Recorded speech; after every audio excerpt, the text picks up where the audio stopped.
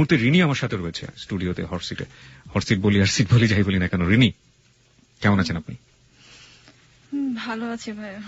ওকে, ভালো আছেন আপনি, সেটা শুনে আমাদেরও খুব ভালো লাগছে এবং আশা করছি আপনি আমাদের অনুষ্ঠানটা যতক্ষণ চলবে অনেক বেশি ভালো থাকবেন। কারণ মানুষ যখন দুঃখের কথা বলে কিংবা মানুষ যখন যে কথাটা বলতে চায় এবং সেই কথাটা শোনার মতো মানুষ যখন পাশে থাকে, তখন মানুষ আসলেই যাই হোক না কেন মানে একটু হলেও খানিকক্ষণের জন্য হলেও ভালো থাকে। এবং আপনার জীবনের কাহিনীটা আমরা শুনতে চাই, আপনার স্টোরিটা আমরা শুনতে চাই। আপনি কোথা থেকে স্টার্ট করতে চান?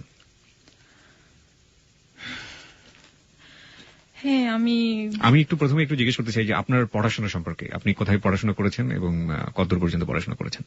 আমি চিটং ইউনিভার্সিটিতে অনার্স মাস্টার্স করেছি। আচ্ছা, ফাইনালি 2009। ঠিক আছে, ফাইনালি মানে আপনি মাস্টার্স দিয়েছেন 2009।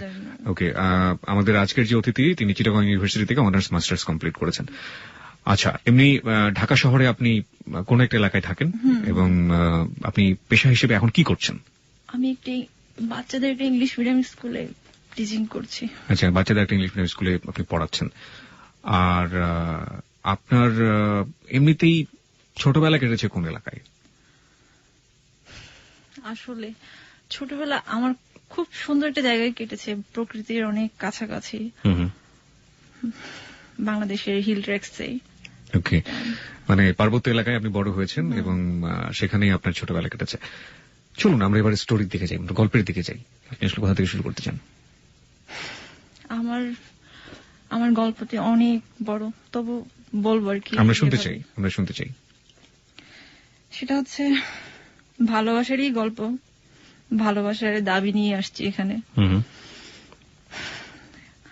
আমি যেহেতু আপনার ভালোবাসার দাবি নিয়ে আসছেন, আপনি আপনাকে যে মানুষটার কাছে আপনি দাবিটা নিয়ে আসছেন সেই মানুষটা এই মুহূর্তে আপনাকে শুনছে হয়তোবা। ওকে, তো আগেই বলেছি আমি চিটং ইউনিভার্সিটিতে পড়াশোনা করেছি। তো সেখান থেকে শুরুটা 2008 লাস্টে ডিসেম্বরে কোন একটা 28 তারিখে, আমার মনে আছে তারিখটা। আমার ফোন আসছিল একটা অপরিচিত নাম্বার থেকে অনেক রাত্রে। তো রিসিভ করলাম, তো তখন কিন্তু নাম টাম কিছুই বললো না, শুধু কথা শুনলাম। তো ফোনটা কেটে দিলাম, কয়েকটা সেকেন্ড কথা মানে মুহূর্ত আর কি। এরপরে অনেকদিন আর ফোন আসে না, তারপর আবার আসলো ওই নাম্বার থেকে। তো ফাইনালি যেটা বললো, আমি অমুক ঢাকা ইউনিভার্সিটি থেকে কেমিস্ট্রিতে অনার্স মাস্টার্স করা। এই নামটা কি বলা যাবে, মানে সে যে নামটা বলেছিল সেই সময়? অবভিয়াসলি সুমন বলেছিল। মানে বললো যে আমি সুমন, আমি ঢাকা ইউনিভার্সিটি থেকে অনার্স মাস্টার্স কমপ্লিট করেছি। সুমন রয় বলেছিল। সুমন রয়, ওকে। তারপর হচ্ছে এই তো বললাম যে তো আমাকে কেন ফোন দিয়েছেন, আমার নাম্বারটা কিভাবে পেয়েছেন? বলল যে হ্যাঁ পেয়েছি, কারো একজনের কাছ থেকে আপনার কথা শুনেছি, বাট তখন কিন্তু আমাকে কিছুই বলেনি ওভাবে। তো আমিও আর এতটা ইন্টারেস্ট দেখাইনি, পরে আমি ফোনটা কেটে দিলাম। ওভাবে আরো কয়েকদিন পরে ফোন আসলো, তো আমিও বললাম যে তো ওর টোনটা অনেক বেশি সুন্দর ছিল, ফোন ভোকালটা অনেক সুন্দর ছিল, অনেক এখনো ভালো লাগে। তো আমার ভালোই লাগলো কথা বলে, আমারও একটু ইন্টারেস্ট ছিল। তার কারণে আমি একদিন ফোন দিলাম যে হ্যাঁ কেমন আছেন, ফর্মাল কথাবার্তা যেটা হলো আর কি। পরে এভাবে কথা হতো, মাঝে মাঝে কথা হতো। সে যেহেতু অনেক ব্যস্ত ছিল, একটা বিজনেসের সাথে জড়িত ছিল, আচ্ছা, অনেক বেশি ব্যস্ততা। তো এর মধ্যে কথা হতো সপ্তাহে 2-3 দিন এরকম, আস্তে ডে বাই ডে এটা বাড়ছে কথাটা।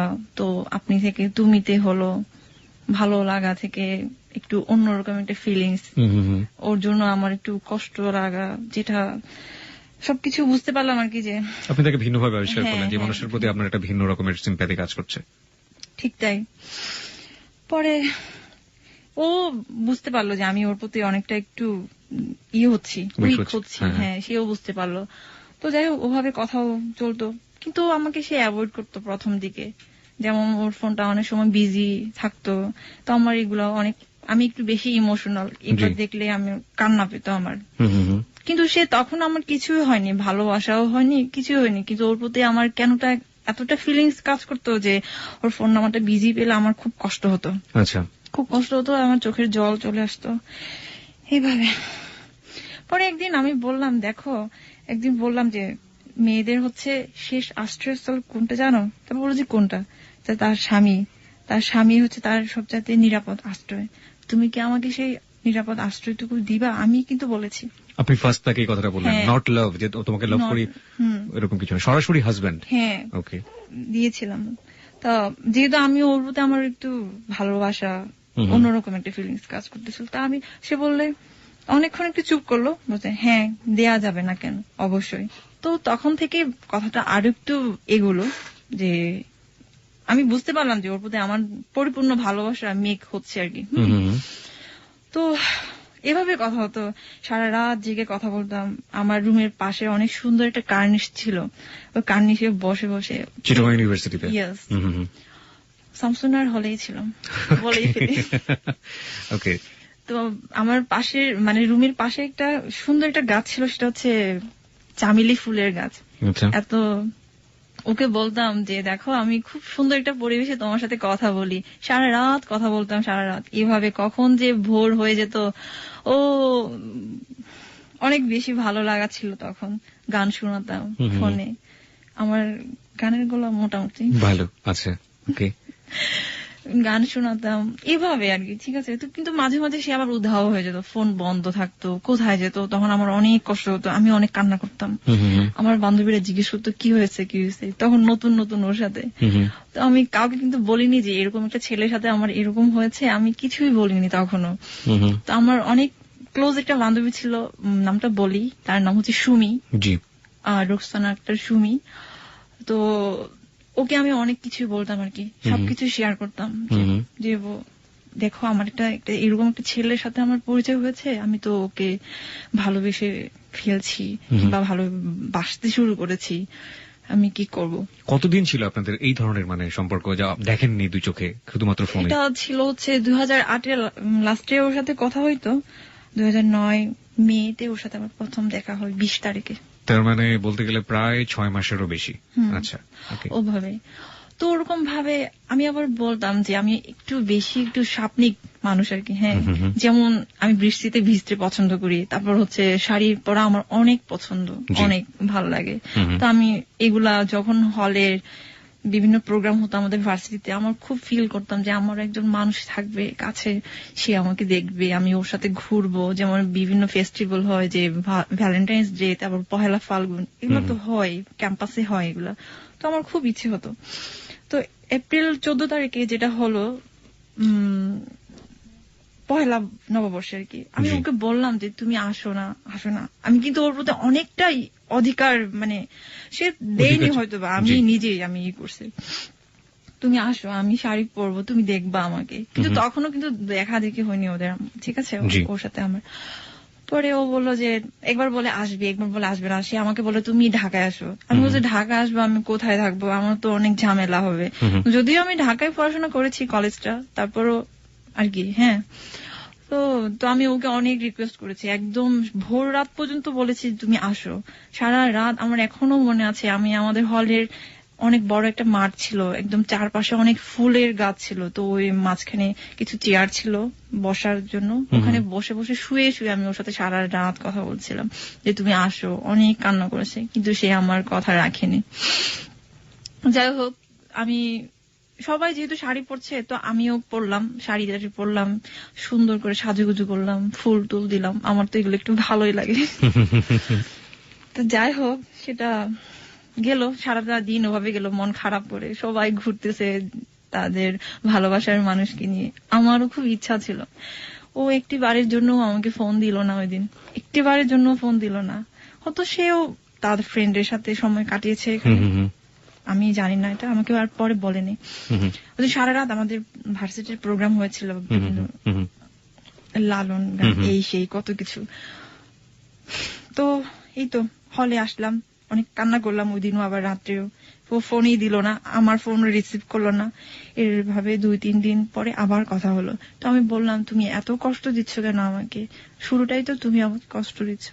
বলছে না, আমি তোমাকে এত কষ্ট দিচ্ছি না, হ্যান ত্যান, এইভাবে অ্যাভয়েড করলো কথাগুলো। তোমাকে বুঝতে হবে, আমি অনেক ব্যস্ত থাকি, এইরকম কাজ করি, আমার এখানে যেতে হয়, ওখানে যেতে হয়। সে আবার আমাকে সবকিছু শেয়ার করতো, যে কোথায় যাচ্ছে, কি ড্রেস পরছে। ওর আবার ব্ল্যাক কালারের অনেক মানে ব্ল্যাক কালারটা অনেক বেশি পছন্দ করতো আর কি, আচ্ছা আচ্ছা, অনেক বেশি পছন্দ করতো। আমার এখনো মনে আছে সে একবার বরিশাল গিয়েছিল কাজে, তো তখন মনে হয় শীতকাল ছিল, হোল একদম সবকিছু ব্ল্যাক পরেছিল। আমাকে বলতে, দেখো আমি তো এমনিতেই ব্ল্যাক, আমি ড্রেসও পরেছি ব্ল্যাক, আমাকে একদম চিনাই যাচ্ছে না। তো আমার খুব হাসি পেল, মজা লাগলো কথাটা। তখন আপনাদের দেখা হয়নি? না, দেখা হয়নি। তো আমি ওকে অনেক বেশি ফিল করতাম, কারণ ওর ভয়েসটা এতটা সুইট এখনো, মানে কি বলবো, বলবো না যে সে মোটিভেশন করতে পারে, আমি ওকে যেহেতু যাই হোক। পরে ওরকম ভাবে সে বললো যে আমি তোমাকে দেখবো। না না, আমি বললাম যে আমি তোমাকে দেখবো, আমি তোমাকে দেখতে চাই, কিভাবে বলো, তুমি আসো এখানে। বলছে তারপর বলছে তুমি আগে আমাকে ছবি দাও, আমি তোমাকে দিব। তারপর তুমি তো আমাকে দেখছো, তুমি তো দেখেই তো, তুমি নিশ্চয়ই কারোর কাছ থেকে আমার নাম্বারটা নিয়েছো। বলছে আমি তোমাকে দেখি নাই, তবে শুনেছি তুমি কিরকম, সে আমাকে বলেছে এটা। তারপর বললাম যে ঠিক আছে। তা আমি আগে ছবি দিলাম ওকে, 2টা ছবি দিলাম, একটা শাড়ি পরা ছবি ছিল আর একটা হচ্ছে সালোয়ার কামিজ পরা ছবি ছিল। আচ্ছা, This track was downloaded from FusionBD.com. দিলাম, দেওয়ার পরে সেও আমাকে ছবি ব্যাক করলো, পাঠালো। তো ওর ছবিটা একটা ছিল হচ্ছে বিচে, 2টা বিচে ছিল, আর একটা এমনিতেই একটা ব্রিজের উপর। তো ছবি দেখে ভালো, নট ব্যাড, ঠিক আছে, যেরকম সানগ্লাস পরা ছিল তো খারাপ লাগেনি দেখতে। ওকে, যেটা হোক, পরে ওরকম ভাবে মেয়ে ওটা, ও আপনাকে দেখে কি বললো? আমাকে বলে সে কোনো কিছুই বলে নাই, কোনো কিছুই বলে নাই, অন্তত আমি দেখতে ভালো না এই জন্য কিছুই বলে নাই। ওকে, আপনি দেখে তাকে কি বললেন? আমি বললাম আমি আমার মনের মানুষকে পেয়ে গেছি, এটাই বলেছি, স্বপ্নের মানুষকে। যাই হোক, পরে ওরকম ভাবে চলছিল। তো এখন ছবি দেখার পর না, সে আমাকে অ্যাভয়েড করতো, কথা বলতে চাইতো না। আমি যেভাবে ওকে লাইক করতাম, মানে যেভাবে আমি ওকে চেতাম, সেভাবে সে আমাকে বেশি সময় দিত না আর কি। যেমন আমার ভালো লাগে হচ্ছে আমি ওর সাথে অনেকক্ষণ কথা বলবো, এবং আমার খাওয়া দাওয়া রান্না বান্না কোনো কিছু ঠিক থাকে না, আমি কথা বললেই তো ওর সাথে কথা বলছি এরকম। কিন্তু ও কি করে, হুট করে ফোনটা কেটে দিয়ে ফোন বন্ধ করে রাখে। জানি না অন্য কোনো সিম ইউজ করে কিনা, তখনও তো আমি শুধু একটা নাম্বারই জানতাম। যাই হোক, ওরকম ভাবে আমাকে কষ্টও দিছে, অনেক কষ্ট দিছে। তো ফাইনালি যেটা হলো যে মে 20 তারিখে সে আসবে, চিটাগং যাবে আর কি, আমার সাথে মিট করতে যাবে। এর মধ্যে আমাদের মাস্টার্স এর পরীক্ষার ডেট দিয়ে দিছে, 23 তারিখ থেকে পরীক্ষা শুরু হবে। তো যেতে চাই না, আমি বললাম তুমি আসো প্লিজ, তুমি আসো, আমাকে একবার দেখে যাও তুমি। তো আমাকে বলে তুমি আসো ঢাকা। আমি বলছি আমি কিভাবে আসবো, আমার তো পরীক্ষা শুরু হয়ে যাচ্ছে, আমার তো প্রিপারেশনও ভালো না। যেটা সত্যি কথা, আমার মাস্টার্স এর প্রিপারেশন মোটেই ভালো ছিল না। তারপরেও কিভাবে যেন ফার্স্ট ক্লাসটা পেলাম আর কি। আপনি আপনার সাবজেক্ট থেকে ফার্স্ট ক্লাস পেয়েছেন? ফার্স্ট ক্লাস পেয়েছে। ওকে, পরে যাই হোক, মাস্টার্সে ফার্স্ট ক্লাস, অনার্সে সেকেন্ড ক্লাস ছিল, মাস্টার্সে ফার্স্ট ক্লাস ছিল। ওকে, আচ্ছা। পরে তো ফাইনালি ঠিক করলো। তাও বললাম যে তুমি একটা কাজ করো, তুমি যদি রাত্রে চলে আসো, আমরা সারাদিন আমরা সময় কাটতে পারবো। তো সে কি করলো, না আমি পারবো না। তখন সে কিন্তু ভাইয়ের বাসায় থাকতো, মিরপুরে আর কি, ঠিক আছে, ভাইয়ের বাসায় থাকতো। বলে কি না, আমার ভাইয়া এরকম, দাদা এরকম সমস্যা হবে। তো আমি বললাম যে তাহলে তুমি একটা কাজ করো না, তুমি বলো যে কোনো একটা ফ্রেন্ডের বিয়ের প্রোগ্রামে যাচ্ছ, এগুলা। তারপর সে যেটা বললো, আমি ওকে অনেক বলছি যে আসো, তুমি রাত্রে আসো, সকালবেলা পৌঁছলে তুমি সারাদিন থাকে আবার রাত্রে চলে যেতে পারবা। মানে আমি ওকে এতটা বেশি ফিল করেছি, এতটা বেশি আমার খুব কাছে পেতে ইচ্ছে করতেছিল আর কি। তো যাই হোক, পরে ও আসলো, সেটা হচ্ছে বললো যে তুমি ঠিক আছে, তুমি আমাকে তাহলে ফোনে রিং করো যে আমাকে ঘুম থেকে জাগাই দিয়ে, আমি তো ঘুম থেকে উঠতে পারি না, 5টার সময় জাগাই দিয়ে। সে কি করলো, 6টা কিংবা 7টার দিকে মনে হয় বাসা থেকে বের হলো, একদম দেরি, কি বলবো, কখন 10টার দিকে মনে হয় সে ঢাকা থেকে রওনা দিয়েছে আর কি। তো চিটাগং পৌঁছতে যেটা হলো, অনেকক্ষণ সময় লাগলো, 5-6 ঘন্টায় তো সময় লাগলো। তো আমি এর মধ্যে আমি চিটাগং গেলাম ওর জন্যই, আগেই গেলাম আমি। এর মধ্যে আবার সে আমার ফোন রিসিভ করে না এরকম, আবার আসবে নাকি আসবে না সেটাও আমি কনফিউশনে ছিলাম। হ্যাঁ, কারণ সেটা আমাকে কোনো কিছু খুলে বলেনি, যাবে নাকি যাবে না, হয়তো বা সারপ্রাইজ ছিল। তো এর মধ্যে আমি আবার আমার বান্ধবী, তারপর হচ্ছে ছোট বোন একটা ছিল মিত্রার সাথে আমার অনেক ভালো রিলেশন ছিল আর কি, ওদের সাথে। মিত্রা সবই জানে। তো মিত্রাকে বললাম, কেঁদে বলছি, মিত্রা দেখো তোমার দাদা না আমার সাথে চিট করেছে, সে আসবে না, সে আমাকে এমনিতে এখন ফোন রিসিভ করছে না। তো ওরা বললো যে দিদি তুমি তাহলে চলে আসো, ওখানে আর থেকো না, তুমি চলে আসো। তো এমনি চলে আসবো, রেডি হচ্ছিলাম চলে আসবো, এর মধ্যে সে ফোন দেওয়ার পরে বলতেছে, তারপর আমি বললাম যে আমি তো চলে যাচ্ছি, তুমি তো আসতেছো না, আমি জানি তুমি আসতেছো না, তুমি আমার সাথে চিট করেছো। আমি একটা জিনিস একটু জানতে চাইবো যে আপনি তো তাকে আপনার মনের কথা জানিয়ে দিলেন যে আপনার স্বপ্নের মানুষ আপনি পেয়ে গিয়েছেন, এই সময়ের মধ্যে সে কি একবারও আপনাকে বলেছে যে সে আপনাকে ভালোবাসে বা আপনিও তার মনের মানুষ?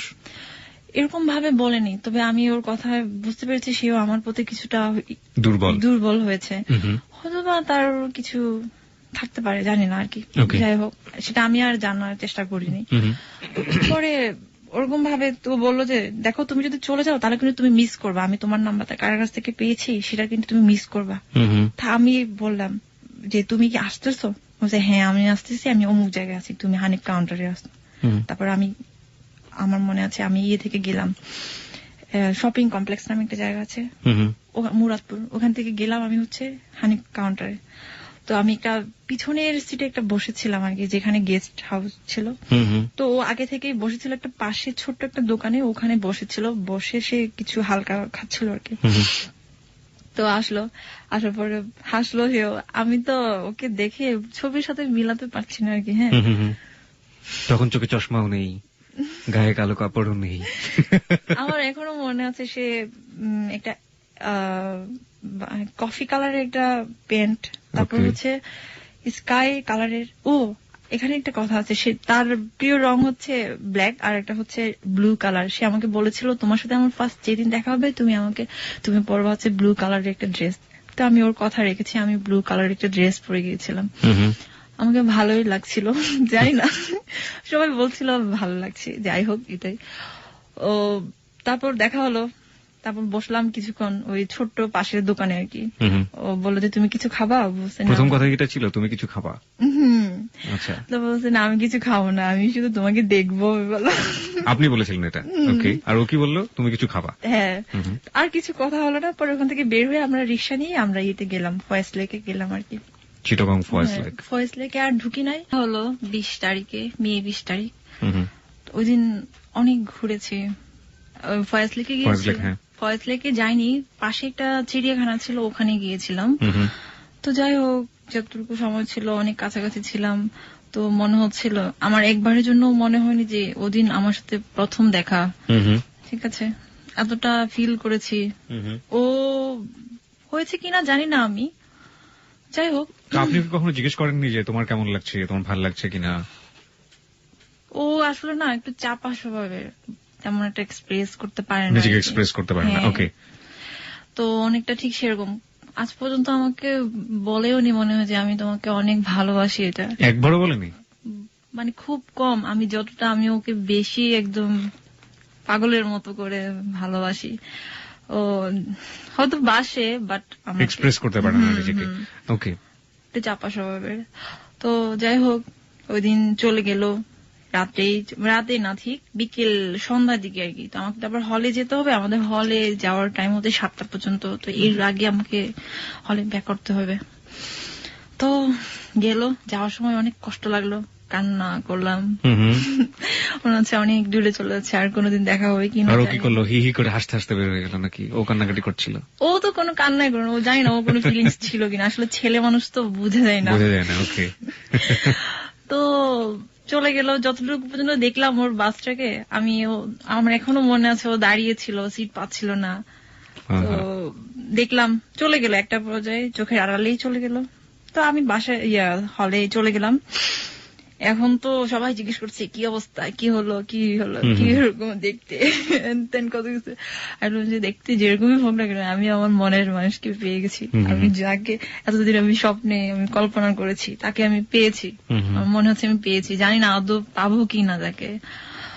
ওরকমই চলতেছিল। একটা পর্যায়ে আমার পরীক্ষা শুরু হলো। এরপরে যেটা দেখলাম আর কি, হ্যাঁ পরিবর্তন, অনেক বড় পরিবর্তন। এর আগে তো সে আমাকে অ্যাভয়েড করতো, ফোনে কথা বলতে চাইতো না, ফোনটা বিজি রাখতো। এখন দেখা হওয়ার পর থেকে সেই এখন বেশি এক্সাইটেড হয়ে গেছে। টাইম টু টাইম আমাকে ফোন দেয়, ভাত খেয়েছো কিনা, পড়াশোনা করছি কিনা, পরীক্ষা যেহেতু এখন আমার একদম অনেক বেশি কেয়ারিং হয়ে গেল। অনেক বেশি কেয়ারিং হয়ে গেল। তো আমার এই জিনিসগুলো অনেক বেশি ভালো লাগলো। আমি বললাম যে কেন তুমি আমাকে দেখার আগে কেন তুমি এরকম ছিল আর এখন কেন এমন হলো?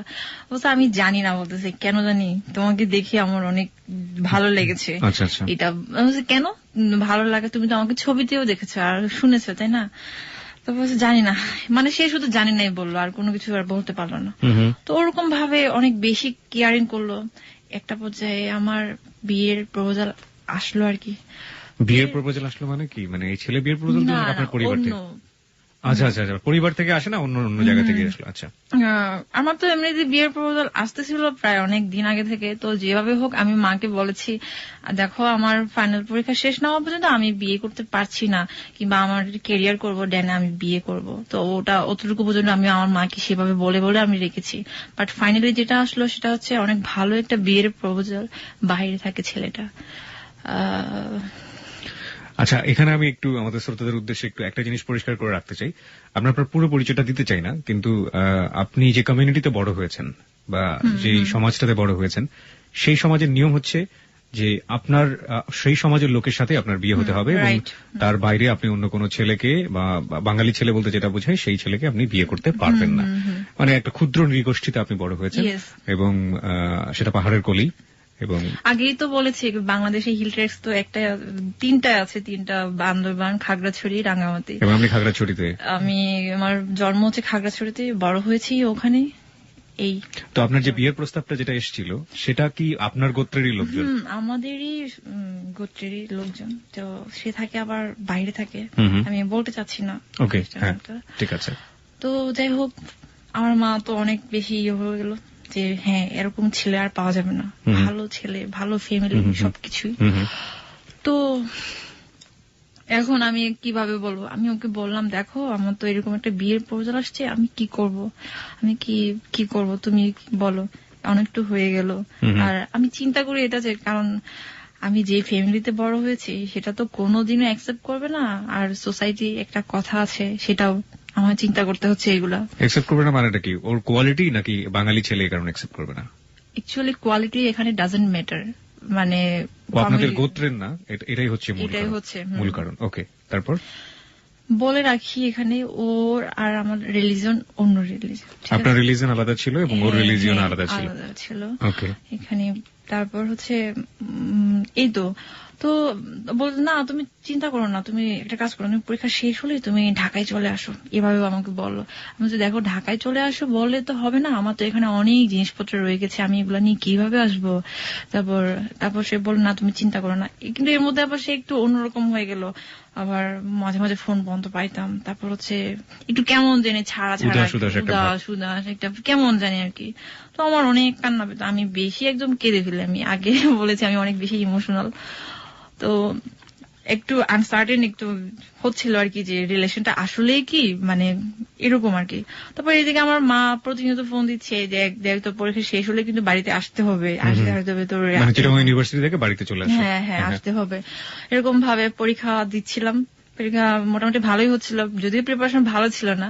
সারাদিন ওর সাথে কথা বলি, রাত কথা বলি, আবার একটু প্রিপারেশন নিয়ে পরীক্ষা দিতাম, এরকম অবস্থা। তো সে আবার আমাকে বলতো যে হ্যাঁ পরীক্ষা। এর মধ্যে যেহেতু আমার চিন্তা করলাম যে ওর সাথে আর হবে না, আর মনে হয় যেটুকু হয়েছে অতটুকুই হয়েছে। আর আমি ফ্যামিলিকে আমি কোনোদিন বলতে পারবো না যে আমার অমুক একটা ছেলের সাথে এরকম অ্যাফেয়ার চলছে, অ্যাফেয়ার আছে, এটা কোনোদিন এস্টাবলিশ করতে পারবো না আর কি। এটা একটা ভয় ছিল আমার। আমি জানি এটা আমার লেকিংস, আমি জানি, শুরুতেই বলে রাখছি এটা আমার একটা ফলস। এটা কি শুধুমাত্র আপনার ফলস? কারণ আপনি তো জানতেনই যে আপনাকে মেরে কেটে ফেললেও এই ছেলেকে কোনোভাবে আপনার পরিবার বা আপনার সমাজ মেনে নেবে না, কোনোদিনও মানবে না। তারপর আমি ওর দিকে ইনভলভ হয়েছিলাম, সেটা যে হোক ভালোবাসার টানে কিংবা হৃদয়ের টানে। তো এভাবে তো ফাইনালি যেটা হলো, আমার মা পরীক্ষা শেষ করার 2 দিন পরে আমার মা আসলো, মা আর ভাই, ছোট ভাই এসে আমাকে বলছে যে আগে থেকে কিন্তু সবকিছু রেডি করে রাখতে হয়েছে আর কি, যে আমার অনেক জিনিসপত্র ছিল, কম্পিউটার ছিল, হ্যান ত্যান কত কিছু ছিল আর কি আমার হল লাইফে।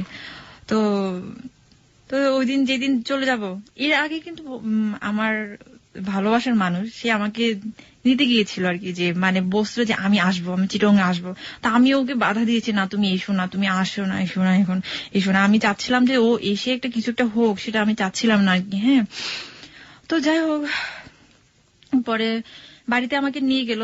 বাড়িতে নিয়ে যাওয়ার ঠিক 15 দিনের পরে আমার এঙ্গেজমেন্ট হয়ে গেল ওই ছেলের সাথে, প্রবাসী ওই ছেলেটার সাথে। আপনার গোত্রের যে ছেলেটা?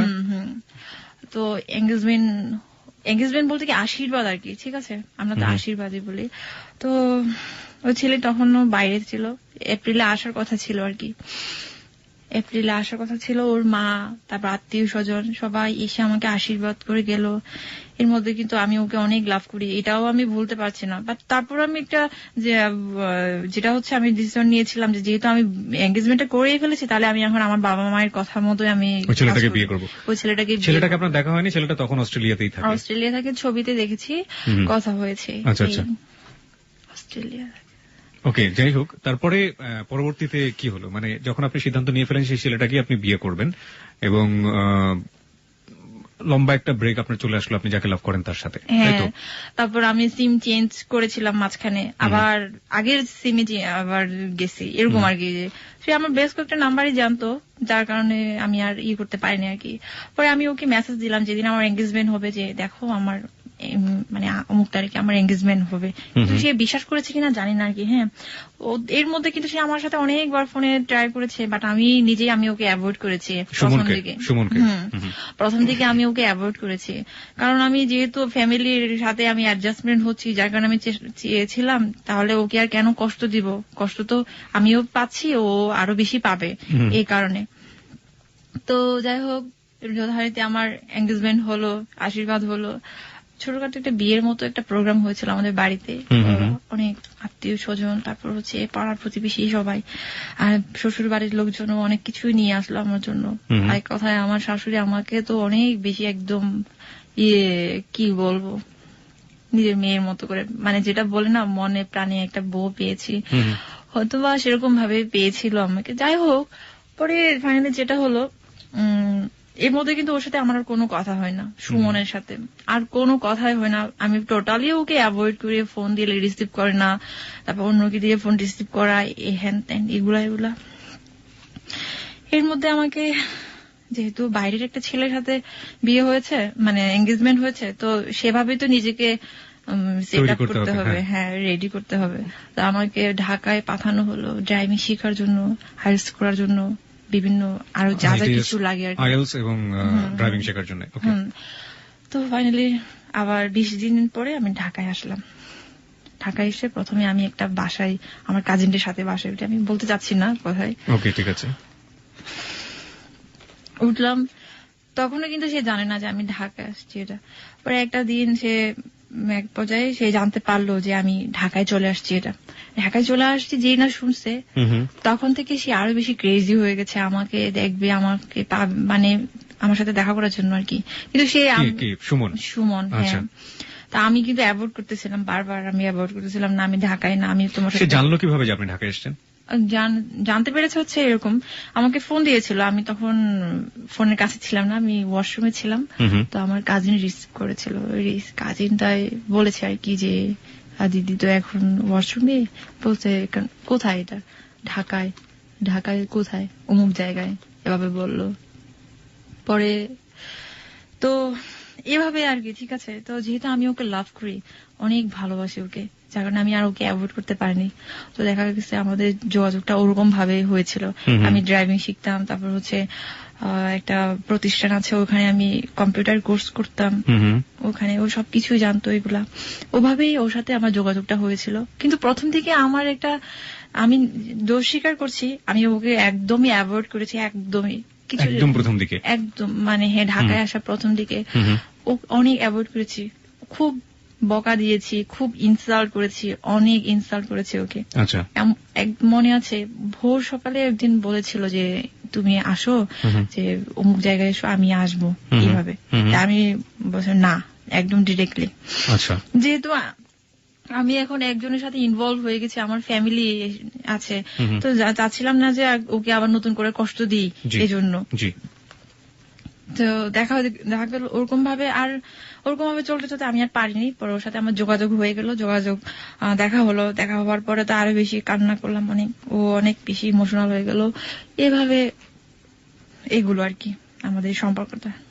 হ্যাঁ, তো ফাইনালি ওখানে 1 মাস ছিলাম আমি ওই বাসা থেকে চেঞ্জ করে আমি একটা হোস্টেলে উঠলাম। আচ্ছা আচ্ছা, আমি বলতে চাচ্ছি না হোস্টেলের নামটা আপনি বলতে চাচ্ছেন না, ওকে, সমস্যা নেই। যাচ্ছি না। হোস্টেলে উঠলাম, হোস্টেলে উঠার পরে দেখা গেল আমি ওখানে একটু স্বাধীন হয়ে গেলাম আরো বেশি। আমি বাসায় যে প্রবলেমটা ছিল ওখানে আমার বোন ছিল, হ্যান ত্যান এইসব প্রবলেম ছিল আর কি। কারণ সে আমাকে এমনও জিজ্ঞেস করছে, দিদি তুমি এত কার সাথে কথা বলো? আমি বলছি আমার ফ্রেন্ডের সাথে কথা বলি, এরকম। এর মধ্যে কিন্তু ওই প্রবাসী ওই ছেলেটার সাথে আমার কথা হতো এরকম ভাবে, যেহেতু ফ্যামিলি ভাবেই হয়েছে তো কথা হতো, কিন্তু সুমনের সাথে বেশি, কারণ আমি ওকে লাভ করি। প্রবাসী যে ছেলেটার সাথে আপনার এনগেজমেন্ট হয়েছিল সেও মাঝে মাঝে আপনাকে ফোন দিত? মাঝে মাঝে না, সব সময় ফোন দিত, প্রতিদিনই যখন সময় পায় আর কি তখনই ফোন দিত।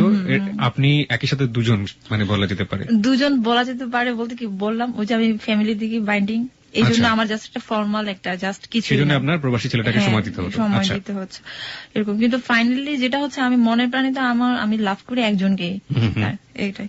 তো আমি যে হোস্টেলে থাকতাম ওখানে আমার একটা ছোট বোন ছিল, অনেক বেশি লাভলি। আমি নামটা বলবো অবশ্য ওর নাম, যেহেতু আমাদের এই ভালোবাসার পিছনে ওরও অনেক ভূমিকা আছে আর কি। ওর নাম ছিল রত্না।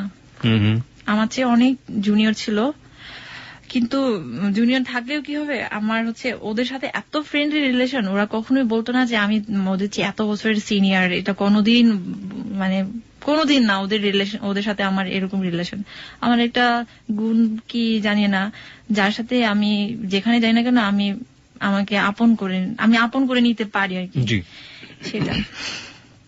তো গেল হোস্টেলে উঠার পরে তো আরো বেশি বাদ ভাঙা, একদম আমাদের ভালোবাসা সবকিছুই। ও প্রতিদিন আমরা মিট করতাম ধানমন্ডি লেক, তারপর হচ্ছে সংসদ ভবন, এইসব জায়গাতে আর কি, বিশেষ করে সংসদ ভবনে পিছনে ক্রিস্টাল লেক, ওখানে বেশি সময় কাটাতাম আমরা, অনেক অনেক। তো এরকম ভাবে যাচ্ছিল, এর মধ্যে ঝগড়াঝাটি কান্নাকাটি সবকিছু হতো।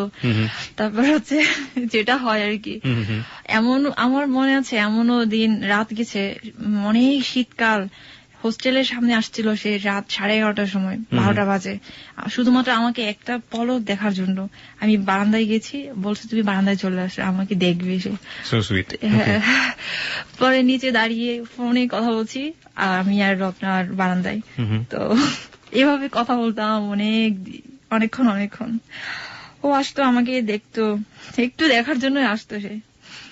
এভাবে যাচ্ছিল ভালো সময়। তো এই তো ডিসেম্বরের দিকে ওর সাথে আমার একটু সমস্যা হচ্ছিল আবার, 2009 ডিসেম্বরে। এর মধ্যে আবার মন মালিন্য হয়েছে ওর সাথে, একটু ঝগড়া যাচ্ছে, এগুলো তো হবেই স্বাভাবিক। কখনো কখনো দেখা যায় একটু উদাসীন থাকে আমার প্রতি, ফোনই দিত না। তারপর এর মধ্যে আবার সে বাইরে যাওয়ার ট্রাই করলো, ইংল্যান্ডে যাওয়ার সবকিছুই পেলো, কিন্তু আর গেল না।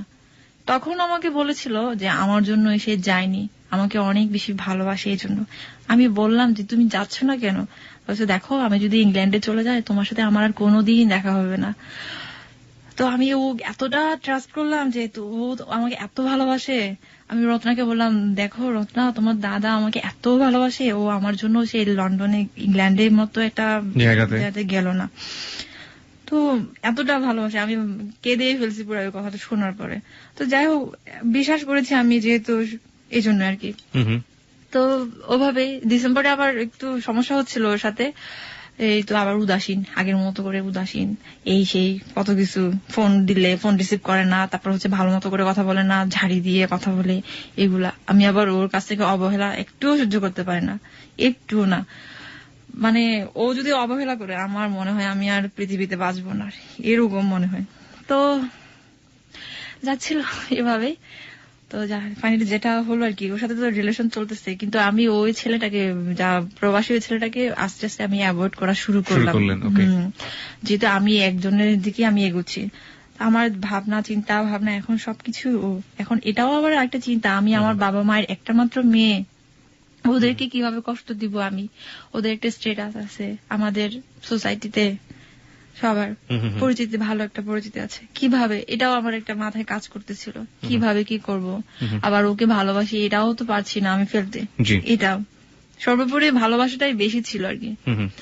তো ওকে একদিন জিজ্ঞেস করলাম, দেখো তুমি আমাকে কি জন্য বিয়ে করতে চাও, তোমার যদি ফ্যামিলি আমাকে না মানে তোমার যে রিলিজিয়ন এটা তো অনেক বেশি কনজারভেটিভ, জি। যেটা বলে অনেক বেশি রেস্ট্রিক্ট। ছেলেটা বাঙালি ছিল এবং আপনার চেয়ে অন্য ধরনের একটা রিলিজিয়নের ছিল। শ্রোতা, আমরা এখানে একটু বলে রাখি, আমরা আমাদের শ্রোতার সুবিধার্থে আমরা পুরো বিষয়গুলো পরিষ্কার করে নিতে পারছি না, কিছু কিছু বিষয় আমাদেরকে গোপন করতে হচ্ছে, এটা আপনার বুদ্ধিমত্তাতে আপনি বুঝে নেবেন। মূল ঘটনাটাই আমরা আসলে তুলে ধরার চেষ্টা করছি। তো জিজ্ঞেস করলাম যে তুমি যদি এই কাজটা করো তাহলে তো তোমার ফ্যামিলি, তোমার মা, তুমি তো তোমার মাকে অনেক বেশি ভালোবাসো, অনেক শ্রদ্ধা, কি করবা তাহলে? তারপর সে আমাকে একটা কথা বলেছিল, দেখো আমি আমার মার, আমরা 5 ভাই, আমি আমার মায়ের কিন্তু সবার ছোট ছেলে, তো আমি যদি এই কাজটা করি আমাকে হয়তো বাড়ি থেকে বের করে দেবে, কিন্তু আমার মা তো আরো 4টা ছেলে থাকবে। এটা বলার পর আমি এতটা বেশি আরো প্রতি মুগ্ধ হলাম, ওর কথা এত ভালো লাগলো যে আসলে ও আমাকে চায় মন থেকে, আমাকে ভালোবাসে। তাহলে আমি আরো বেশি আর একটু সাহস পেলাম যে হ্যাঁ বিয়ে করবো তাহলে এরকম।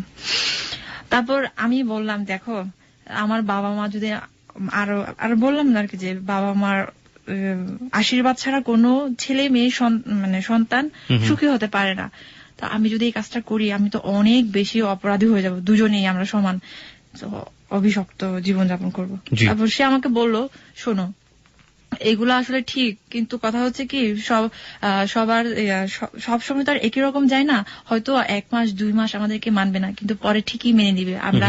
আর আমি অবশ্য তোমার মার মন জয় করতে পারবো, এটা আমার বিশ্বাস। সে আমাকে এটা বলেছিল। তারপর এগুলো বলার পর আমি আরো বেশি একটু সাহস পেলাম, ঠিক আছে ওকে ফাইন, তাহলে আমরা বিয়ে করবো এখন। তো ফাইনালি যেটা হলো জানুয়ারি আমার ঠিক তারিখটা মনে নেই, ওই দিন ওর ভাইস্টার বার্থডে ছিল, ওই দিন বার্থডে ছিল। তো আমরা গেলাম হচ্ছে মন্দিরে, গেলাম ঢাকেশ্বরী মন্দিরে বিয়ে করার জন্য। First time this is the first time বিয়ে করার জন্য গেলাম। পুরোহিতের কাছ থেকে জিজ্ঞেস করলো কি কি লাগে, কি কি করতে হবে। তো পুরোহিত বললো যে অত টাকা লাগবে। তো তখন ওই মুহূর্তে ওর এত টাকা ছিল না। আপনি রিলিজিয়নটা চেঞ্জ করলেন কখন? সেটা হচ্ছে বিয়ের পরে আপনি আপনার ধর্মান্তরিত হয়েছেন। আচ্ছা। তারপর হচ্ছে যেটা বললো যে অত টাকা লাগবে, তো ওর তো এত টাকা ছিল না। তারপর আবার লাগবে, আইডি কার্ড লাগবে। আইডি কার্ড আমিও নিয়ে গেছি, ও নিয়ে গেছে সাথে করে, যেহেতু বয়স একটা প্রমাণের ব্যাপার স্যাপার আছে এই জন্য। তো ওখানে বসে আমাকে কিছু একটা জায়গায় বসালো, ওইখানে বসানোর পরে তারপর আমি আমার মাকে একটা মেসেজ পাঠিয়েছি, মা আমি আজ তোমার অবাধ্য হচ্ছি, আমি তোমার মেয়ে আজ এমন একটি কাজ করতে যাচ্ছে তা হয়তো বা কোনোদিন আর তোমাদের সাথে আর সম্পর্কটা থাকবে না। ভাগ্য ভালো মেসেজটা যায়নি, এনি হাও, মানে নেটওয়ার্কের প্রবলেমে হোক যেভাবে হোক যায়নি, মেসেজটা সেন্ড হয়নি। তো পরে ওখানে একটা পুকুর আছে, পুকুর ঘাটে আমরা বসেছিলাম সিঁড়িতে। তখনই ও আমাকে বলল, দেখো আমার নাম কিন্তু এটা না, আমার নাম অমুক। মানে সুমন বলল যে তার নাম এটা না। দেখো আমার নাম কিন্তু এটা না, আমার নাম কিন্তু অমুক, এই যে আমার ভিজিটিং কার্ড এটা। তারপর আমি কিন্তু অবাক হলাম না। হ্যাঁ, তারপর বললো যে আমি তোমাকে যেটা বলেছি আমি ঢাকা ইউনিভার্সিটি থেকে অনার্স মাস্টার্স করা কেমিস্ট্রিতে, সেটাও কিন্তু না। আমি তোমার চেয়ে 1 বছরের সিনিয়র, বাট আমার কিছু একটা বছর গ্যাপ গেছে, যার কারণে আমি এখন তোমাদের সাথে, কিন্তু আমি তো ন্যাশনাল ইউনিভার্সিটিতে পড়াশোনা করি, যার কারণে তোমাদের এখন পরে হয়ে গেছি। কারণ এটা কি আপনার বিয়ের আগে বললো না আপনার বিয়ের পরে বললো? বিয়ে হয়নি ওদিন। আচ্ছা, মন্দিরে বিয়ে হয়নি, ফার্স্ট টাইম। ঠিক আছে। তারপর আমি ওকে বললাম যে দেখো তুমি যাই হও না কেন সেটা আমার দেখার বিষয় না, আমি তোমাকে ভালোবাসি, এটাই হচ্ছে চরম সত্য। তুমি যেই হও না কেন, তুমি যাই করো না কেন, সেটা আমার দেখার বিষয় না, আমি তোমাকে ভালোবাসি এবং আমি তোমাকে বিয়ে করব। Love is truly blind. Okay, তারপর যেটা হলো, ওকে, তারপর বললো যে এত টাকা লাগবে। এখন তো আমার তো এত টাকা নেই, আমার কাছে তো মাত্র 3000 টাকা আছে, 8000 টাকা লাগবে বলছিল। তো আমারও তখন টাকা ছিল না অত টাকা। তো বললো যে তাহলে আমরা আরেকদিন আসবো, আরেকদিন এসে আমরা বিয়ে করবো, এরকম দরকার হলে। তারপর পুরোহিত বললো যে আপনারা একটা কাজ করতে পারেন, আপনারা এখানে না করে আপনারা কোর্টে গিয়ে বিয়ে করতে পারেন, সেটাও বললো আর কি। আচ্ছা। তারপর বের হলাম মন্দির থেকে। আমাকে আসার সময় একটু মজা করলো, তোমার জন্য একটু শাখা কিনে দিই, তাই না? শাখা, এখন শাখা কিনবা কেন? আমি বললাম বিয়ে হোক তারপর না শাখা পরবো, শাখা সিঁদুর পরবো, এইগুলো আর কি। তো আসলাম, আসার সময় আমরা আবার গাউসিয়াতে গেলাম, ওর ভাইস্টার জন্য কিছু জিনিস কিনলো, বার্থডে যেহেতু ছিল এই জন্য। তো পরে বললো যে তুমি হোস্টেলে যাও, আমি বাসা ইয়েতে যাচ্ছি। পরে আমি ওই দিন আবার ওকে ক্যামেরাটা দিয়ে দিলাম, আমার ডিজিটাল ক্যামেরা ছিল, ওটা আমি ওকে দিলাম ছবি টবি উঠাবে এই জন্য। পরে যাই হোক ওরকম ভাবে এর মধ্যে জানুয়ারি, তো ওটা কত তারিখ ছিল আমার ঠিক মনে না, ঠিক কয়েকদিন আবার 10 দিন কিংবা 8 দিন এরকম পরে 27 তারিখ ছিল ওই দিন, মনে আছে আমার। 27 তারিখে ঠিক করলো যে আমরা ওই দিন বিয়ে করবো। এর মধ্যে আমি শুধু বলতেছি আমরা কবে বিয়ে করবো, কবে বিয়ে করবো, এরকম ভাবে বলতেছি। তারপর বলছে তুমি তো এখনো পর্যন্ত ওই ছেলেটাকে বলতে পারো না, তাহলে কিভাবে বিয়ে করবা, কিভাবে বিয়ে করবা? তো শোনো, এটা কোনো বিষয় না, আমি তোমাকে ভালোবাসি, এটা হচ্ছে কথা, আমি তোমাকে বিয়ে করবো, তোমাকে ছাড়া বাঁচবো না, এইসব কথা আমি ওকে বলছি।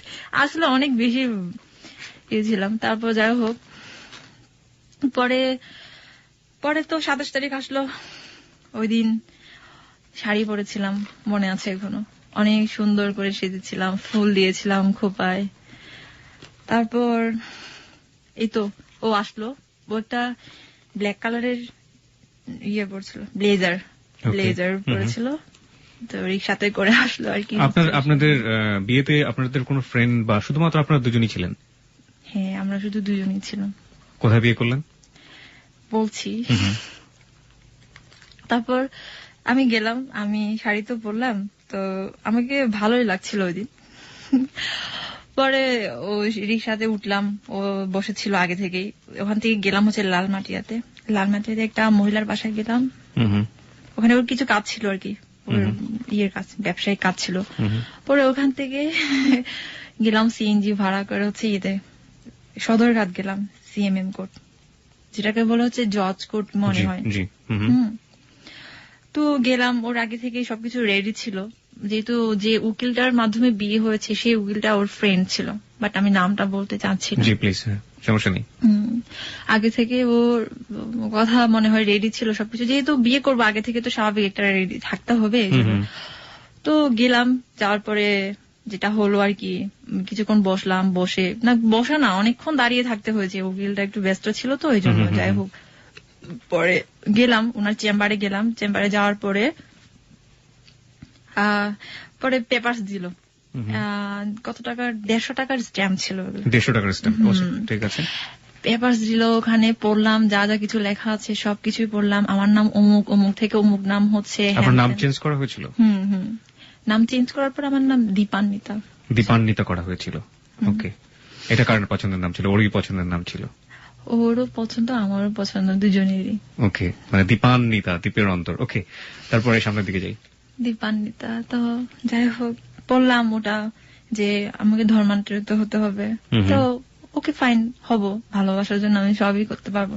হলাম, আমার ছিল না, যেহেতু ওদের রিলিজনের সাথে আমাদের রিলিজনটা অনেকটা কাছাকাছি, যার কারণে এতটা বেশি হয় নাই। সেটা আমার কাছে আসলে প্রত্যেকটা ধর্মের প্রতি আমার অবশ্য শ্রদ্ধা আছে, সেটা মুসলিম হোক, সেটা হচ্ছে খ্রিস্টান হোক, এটা কোনো ইয়ে না। যাই হোক, আমার কাছে সবচেয়ে ইয়ে ছিল হচ্ছে ভালোবাসা, মানে আমি ওকে ভালোবাসি, ও যেই ধর্মের হোক না কেন, ব্যাস এটাই হচ্ছে কথা। তো যেটা হোক, তারপর আমার আইডি কার্ড দিতে হলো, ছবি দিতে হলো, সবকিছু ওখানে গিয়ে করা হলো, সিগনেচার করলাম, ও করলো। এরপরে তো আমি জানি না, অ্যাকচুয়ালি আমি জানতাম না যে রেজিস্ট্রি বিয়ে কিভাবে কি করতে হয়, ওটাই আমার ফার্স্ট টাইম ছিল এবং ওটাই হয়তো বা লাস্ট টাইম, জানি না। ওরকম আগে কোনো মানে ধারণা ছিল না যে এরকম করতে হয়, ওরকম করতে হয়, সেটাও জানি না। তারপর আমি ওকে জিজ্ঞেস করলাম যে আমাদের কি সাক্ষী লাগবে না, কোন সমস্যা হবে না? বলছে না, সাক্ষী লাগবে না, কারণ হচ্ছে উকিলটা আমার পরিচিত, তো আমার ফ্রেন্ড, তো এই জন্য লাগবে না। তো বললাম এটা যদি কোনো প্রবলেম হয়, সে না হবে না, কোনো সমস্যা নাই। তারপর আমি অ্যাডভোকেটকে বললাম যে আমি কি এক কপি পেতে পারি না এখান থেকে? বলছে দেখো এখনো তো কাজ শেষ হয় না, কাজটা বাকি আছে, ম্যাজিস্ট্রেটের সিগনেচার লাগবে, দেন আমি আপনাকে একটা কপি দিতে পারবো, বাট আমি এখন দিতে পারছি না। তো আমি ঠিক আছে, ওকে ফাইন, যেহেতু ও আছে, আমি আর এটা নিয়ে আমি আর কোনো টেন্স করি নাই আর কি। হ্যাঁ, ওরা ওখান থেকে বের হয়ে আমরা একটা হোটেলে গেলাম, রেস্টুরেন্টে গেলাম, অনেক খেলাম, কিছু বিয়ে করেছি যেহেতু। আপনি কি কপিটা পরবর্তীতে পেয়েছিলেন এখন পর্যন্ত? না, আপনি এখন still you don't have any copy. Okay, খাওয়া দাওয়ার পরে কি হলো? পরে ওখান থেকে উনি চলে গেল ওনার চেম্বারে, আমরা বের হলাম, বের হয়ে বাসে উঠলাম। বাসে উঠে আমি এতটা ক্লান্ত লাগছিল আমার, সারা দিন একটা ইয়ে গেছে, মেন্টাল টেনশন, যদিও কোনো ফিজিক্যালি কোনো টেনশন হয়নি, ইরিটেশন হয়নি, তো মেন্টালি টেনশন যেটা আর কি বেশি। তো আমাকে বলতেছে আজকে অনেক বেশি ভালো লাগছে, অনেক বেশি, অনেক বড় একটা কাজ আজকে শেষ করলাম, তোমাকে আমি সারা জীবনের জন্য পেলাম, আর কোনোদিন হারাতে হবে না। আমার এত ভালো লাগছিল, আমি বাসে যে আছি এটা আমার খেয়ালই ছিল না, আমি ওর বুকে মাথা রেখে আমি ঘুমিয়ে আসছি সারাটা। সদরঘাট থেকে একদম ফার্ম গেট পর্যন্ত ওভাবে আসছিলাম, আমি জানি না কখন ফার্ম গেট পৌঁছাইছি। পরে আমাকে জাগাইতেছে, ও বলতেছে ও আচ্ছা সরি, এর মধ্যে আমার আবার বাড়ি থেকে ফোন আসছে, আমার মা ফোন দিছে, বলছে এই তুই কোথায় আসছিস রে, হোস্টেলের না তুই? বলছে না মা আমি তো বাইরে, আমি একটু বাণিজ্য মেলা আসছি, তখন বাণিজ্য মেলা চলতেছিল। বাণিজ্য মেলা তুই কার সাথে আসছিস তুই? ও আবার কথা বলতেছিল, তো ওর কথা শুনছে আমার মা, পাশেও কথা বলতেছিল, তোর সাথে কে, কোন ছেলে আছে? আমি বলছি না কোনো ছেলে না, বাসে তো অনেক ছেলে থাকে, ওখানকে তুমি শুনছো মনে হয়। কিন্তু মা তো ঠিকই বলছে না তুই নিশ্চিত কোন ছেলের সাথে তুই ঘুরতেছস, তুই হেরে দে, এভাবে বলতেছে আমাদের ভাষায়। পরে বললাম যে না মা তুমি বিশ্বাস করো, আমি কারোর সাথে না, আমার পাশে আরো অনেকজন লোকজন আছে, ওদের কথা তুমি শুনছো, এটা ওভাবে ফোনটা মানে কেটে দিলাম। তো পরে তো ফার্ম গেট আসার পর This track was downloaded from FusionBD.com. বলতেছে তুমি যাও বা তুমি হোস্টেলে যাও, আর টেনশন করো না এটা নিয়ে, আমি একটু কাজ আছে, আমি কাজে যাই, এভাবে। তখন বাজে হচ্ছে 5টা এরকম বাজে আর কি আসার সময়। পরে আমি হোস্টেলে গেলাম, হোস্টেলে গেলে রিল্যাক্সে, কিন্তু ওদিন আমার এত হাসি পাচ্ছিল, খুব ভালো লাগছিল। এই কথাটা তো কেউ জানে না, আমি যে বিয়ে করতে যাচ্ছি এটা কেউ জানে না, ওই যে রত্না আছে তাকেও পর্যন্ত বলিনি আমি, ওর সাথে এত ভালো রিলেশন, কারণ সিক্রেট থাকতেই হবে, যেটা আমাদেরই সুবিধার্থে, এই জন্য আর কি। তো পরে ও আবার ওই দিন আবার আসলো, আসার পরে আমরা রত্না, আমি আর ও ইয়েতে গেলাম, ধানমন্ডি লেকে গেলাম, ওখানে 3 জনে বসছিলাম। বসে এখন রত্নাকে ওই দিন বলছি যে দেখো আমরা আজকে এই কাজটা করেছি। তারপর ও বলতেছে দিদি তুমি এই কাজটা করছো, ভালো হয়েছে। সে একটু আমার মতো পাগলাটি টাইপের, তো এর জন্য সে একটু সাপোর্ট করেছে আর কি। খুবই ভালো হয়েছে, এভাবে আর কতদিন থাকা যায়, কোনো দরকার নেই। যাকে ভালোবাসা যায় না তাকে আবার কি বিয়ে করবা, সে যতই বিদেশ থাকুক না কেন, এরকম। তো এরকম ভাবে আমারও আরেকটু সাহস হলো। তো 3 জনে বসলাম, বসে অনেকক্ষণ গল্প করলাম, বসে তারপর ও চলে গেল, আমি আর রত্না হোস্টেলে গেলাম। ওরকম ভাবে চলছিল, ভালোই যাচ্ছিল। কিন্তু এর মধ্যে জানাজানি হয়ে গেল যে আমার নাকি বিয়ে হয়েছে। কোথায় জানাজানি হলো? বাড়িতে। ওকে, মানে খাগড়াছড়িতে? হ্যাঁ, যে আমি নাকি বিয়ে করেছি অমুক একটা ছেলেকে, হ্যান ত্যান। আমার মা তো আমাকে ফোন দিয়ে সাথে সাথে বললো এই তোরে তো মানুষ দেখছে, তুই শাড়ি পরছস, তুই শাড়ি পরে তুই রিক্সাতে উঠছস, তোরে তো সবাই দেখছে ওরকম ভাবে। আমি বলছি না এটা মিথ্যা কথা, তোমার কে বলতেছে এগুলো, কোনো দিন না। তুমি জানো না আমার কত ফ্রেন্ড, ইউনিভার্সিটি লাইফে কত ফ্রেন্ড ছিল, আমি তাদের সাথে মিশি, ব্যাস এটাই হচ্ছে কথা।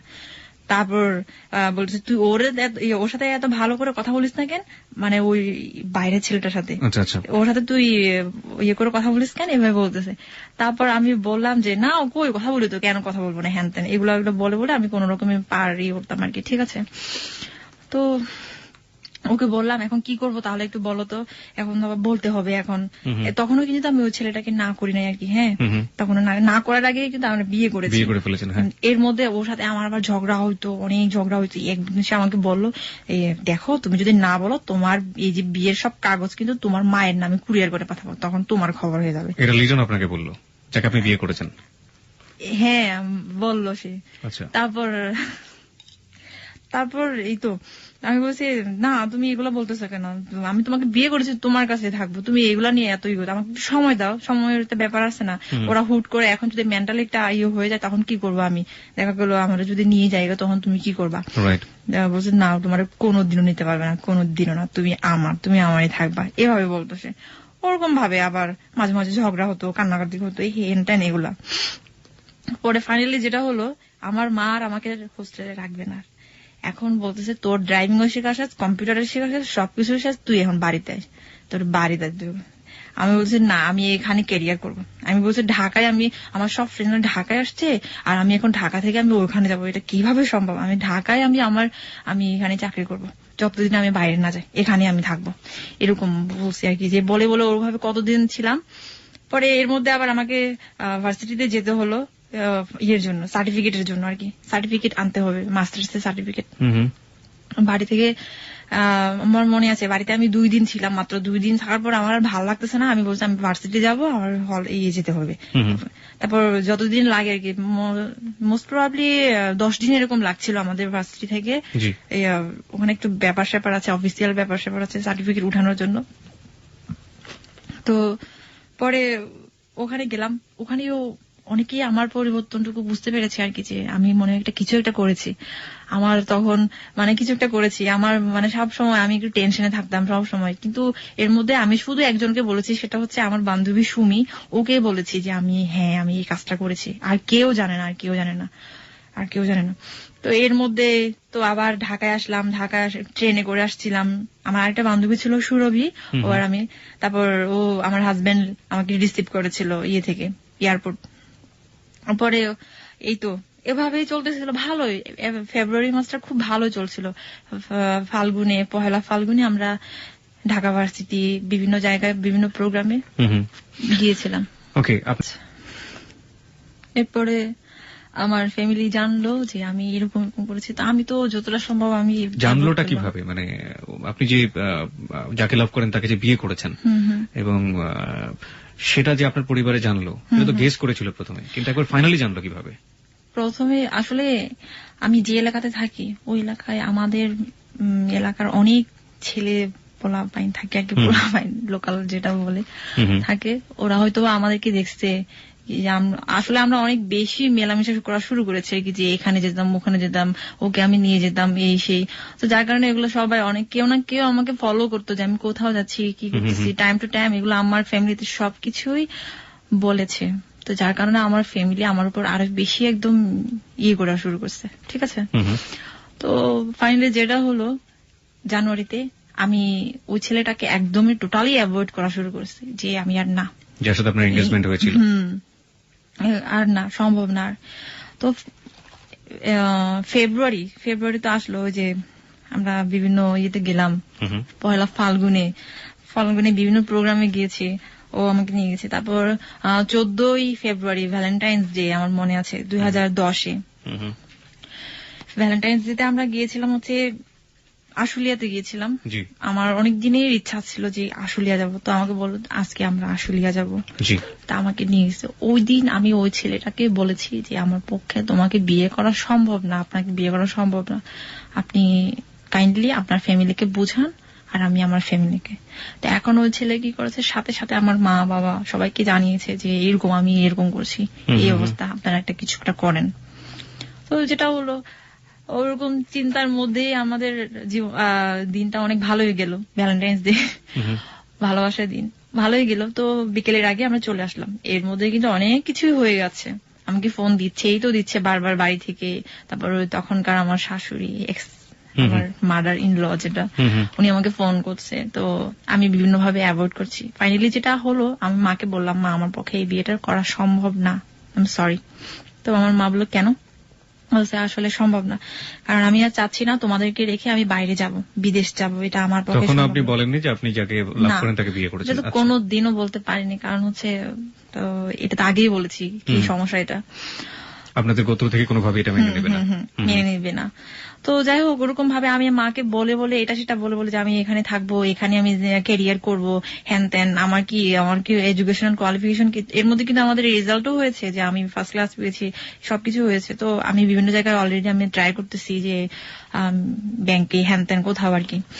তারপর কি হলো, ফেব্রুয়ারি 20 তারিখে আমার মা বাবা দুজনেই আসলো, আমাকে কোনো কিছু না বলে, একদম ঢাকাতে। আমাকে কোনো কিছু না বলে আসলো। আমাকে চলে যেতে হবে হোস্টেল থেকে, আমাকে রাখবে না আর এখানে। আমার সবকিছু শেষ, সব কোর্স টোর্স কমপ্লিট করা শেষ, এখন আমাকে ঢাকা থেকে বাড়িতে নিয়ে যাবে। তা আমি তো ওকে বললাম, ঠিক, আমি মাকে বললাম যে হ্যাঁ আমি যাব, কিন্তু আমাকে একটা দিন সময় দাও, আমার তো জিনিসপত্র আছে, আমি এগুলো গুছাতে হবে। আচ্ছা না, তোমার কোনো কিছু গুছাইতে হবে না, তোমার আজকেই সবকিছু করে আমরা গাড়ি একটা ভাড়া করে আমি চলে যাবো, এরকম। তো আমি ওকে বললাম যে দেখো আমার বাবা আসছে, এখন কি করবো। তারপর সে বলতে, ঠিক আছে তুমি তাহলে একটা জায়গায় আসো, ওখানে আমরা দেখা করি। ওই দিন ওর সাথে আমার দেখা হয়েছিল কিছু সময়ের জন্য। তারপর আমাকে বললো সমস্যা নেই, আমার পরীক্ষা তো শুরু হবে, এই পরীক্ষাটা তুমি বাড়িতে থাকো, একটা মাস বাড়িতে থাকো, এরপরে আমরা বাসা নিয়ে আমরা থাকবো, এরকম ভাবে আর কি, বাসা নিব। তো পরে আমি বাড়িতে গেলাম, অনেক মন খারাপ করে বাড়িতে নিয়ে গেল আমাকে। কোন রকমে মনে হয় আমি 26 দিন ছিলাম বাড়িতে, 1 মাসও থাকতে পারিনি। ওই পরীক্ষার একটা বাকি ছিল আবার। এর মধ্যে তো আমি ওর সাথে কন্টিনিউ ফোনে কথা হতো, কন্টিনিউ। এর মা আমার এটা লক্ষ্য করেছে যে আমি কারো না কারোর সাথে আমি ইনভলভ হয়ে গেছি। তারপর আমাকে মা একদিন জিজ্ঞেস করলো, মানে সবসময় তো জিজ্ঞেস করে আমি অ্যাভয়েড করি আর কি, যে না এমনিতে ফ্রেন্ডের সাথে কথা বলি হ্যান ত্যান এগুলো বলে বলে। তারপর এমনও দিন আসছে যে ফিস ফিস করে কথা বলতে হয়েছে, আর মানে ফোনটা আমার কাছ থেকে কেড়ে নিতে চাইছিল এরকম। তারপরে আমি বললাম যে ফোন কথা বলা একটু কমাই দিই। এর মধ্যে সে আমাকে টাকা পাঠাইছে, কুরিয়ারে করে টাকা পাঠাইতো আমারে। আমার বলছে তুমি এখন আমার বউ, তোমার বাবা আমার কাছ থেকে কোনো টাকা নিবে না, এখন আমি এখন ইয়ে করবো। তো যাই হোক, ও আমাকে টাকা পাঠাতো 1000 বাড়ি যাওয়া পারি আর কি বাড়িতে। ওরকম ভাবে আমি কোন রকমে আমি সুযোগ খুঁজতেছিলাম যে আমি বাড়ি থেকে আমি চলে আসবো বেগেন।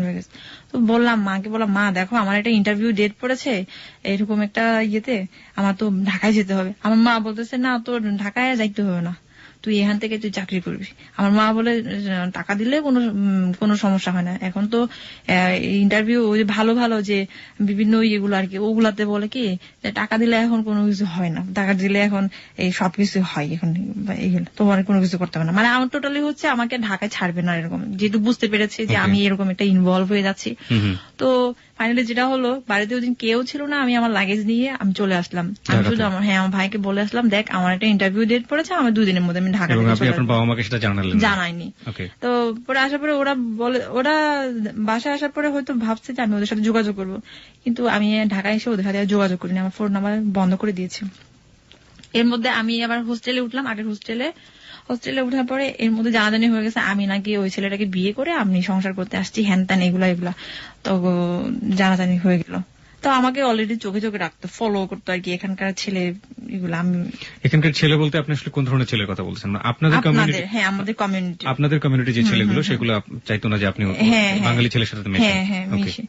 তো ফাইনালি যেটা হয়েছে ওটা তো জানাজানি হয়েছে, আমি বিয়ে করেছি। এটা কেউ না কেউ হয়তো দেখেছে যে আমি শাড়ি পরেছি, এটা তো সত্যি কথা, যদিও আমি অস্বীকার করেছি কিন্তু এটা তো সত্যি কথা। তো যেটা হলো আমাকে এর মধ্যে একটা হোস্টেলেও রাখলো সে, আমি বলতে চাচ্ছি না লোকেশনটা, ফার্মগেটের কাছাকাছি। তো যাই হোক একটা হোস্টেলে রাখতো, ওখানে আমি মাত্র 3 দিন ছিলাম। মানে এর মধ্যে আমার আবার একটু সমস্যা হয়েছিল, দাঁতের সমস্যার কারণে সে আমাকে ধানমন্ডিতে একটা ইয়েতে হসপিটালে নিয়ে গেল, ডেন্টাল ক্লিনিকে আর কি। তো ওখান থেকে অ্যাপয়েন্টমেন্ট সবকিছু নিলাম, ড্রেসিং করালাম। তারপরের দিন ছিল আমার হচ্ছে দাঁত করার আর কি রুট ক্যানেল, পরে 2 তারিখ, ওটা ছিল এপ্রিলের 2 তারিখে। কিন্তু এর আগে আমাকে বাড়ি থেকে জানানো হলো যে তোমার মা অসুস্থ, ব্রেন স্ট্রোক করেছে, ঢাকা থেকে মানে ঢাকায় করেছে, রেফারেন্স করেছে যে কোনো একটা হসপিটালে। তো আমি এটা শোনার পর তো আমি অনেক বেশি টেন্স হয়ে গেলাম, হায় কি হলো, আমার জন্য তো এগুলো হচ্ছে, আমার টেনশনের কারণে। তো আমি ওকে বললাম দেখো আমার মা নাকি এরকম হয়েছে, আমার খুব দেখতে ইচ্ছে করতেছে।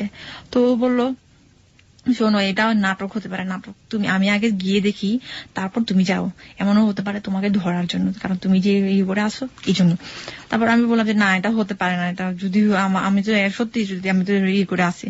তারপর বাবার সাথে সারা রাত কথা বলছি, বাবা আমাকে বিভিন্ন ভাবে কনভিন্স করলো তোর মাকে দেখতে যাইস, আমি তো আসতে পারলাম না, হ্যান ত্যান কত কিছু বলে। পরে ওই দিন সকালটা কোন রকমে পার করলাম, দুপুর আর পার করতে পারলাম না। এদিকে আমার ভাই ফোন দিচ্ছে তুই আয় এক্ষুনি আয়। ওটা আমার কাজিন ছিল, বড় ভাই। তো ও বলতেছে আমি একটা কাজের মধ্যে ব্যস্ত আছি, মানে আমার হাজবেন্ড বলতেছে আমি একটা কাজের মধ্যে ব্যস্ত আছি, তুমি একটু ওয়েট করো বিকেলটা পর্যন্ত, আমি দেখে আসি, তারপর আমরা দুজনে একসাথে যাবো যদি সেরকম কোনো কিছু হয়।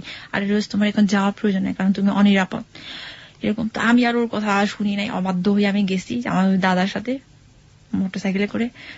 উনি আমাকে কি করলো, উনি ওই হসপিটাল সব ঘুরে নিয়ে এসে আমার কাজিনের বাসায় নিয়ে গেল। দেখলাম যে ওখানে আমার মা আছে, কাকা আছে, সবাই পিসিমা সবাই আছে ওখানে। এই অবস্থা। তখনই আমার মার সাথে সাথে আমার মোবাইলটা ক্রোক করলো। আমি তো তখন আপনার মা ব্রেন স্ট্রোক করেন না, এটা জাস্ট একটা নাটক ছিল আমাকে ধরার জন্য, যেহেতু আমি লোকেশনটা দিচ্ছি না।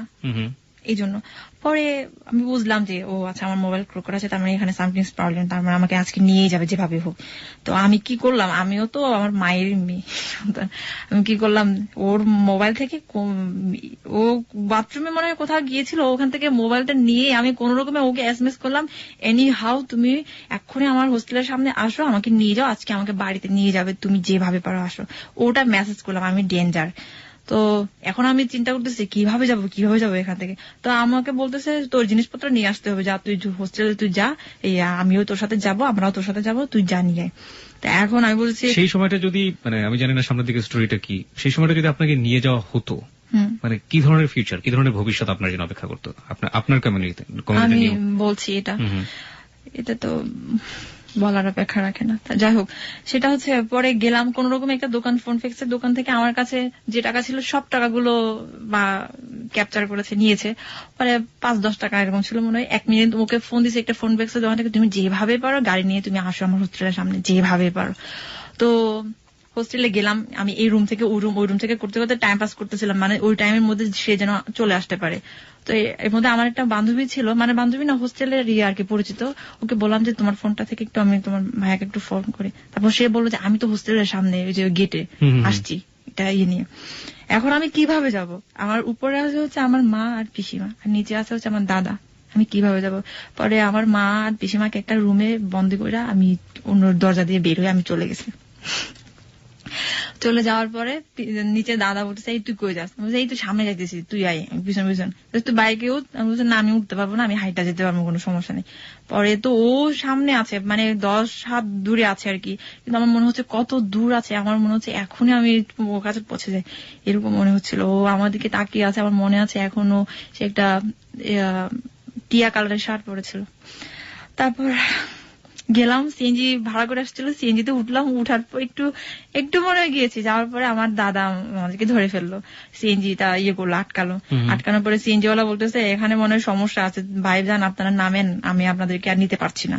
এখন কিচ্ছু করার নেই, বাধ্য হয়ে আমরা নামলাম, দুজনের হাত শক্তভাবে ধরে আছি।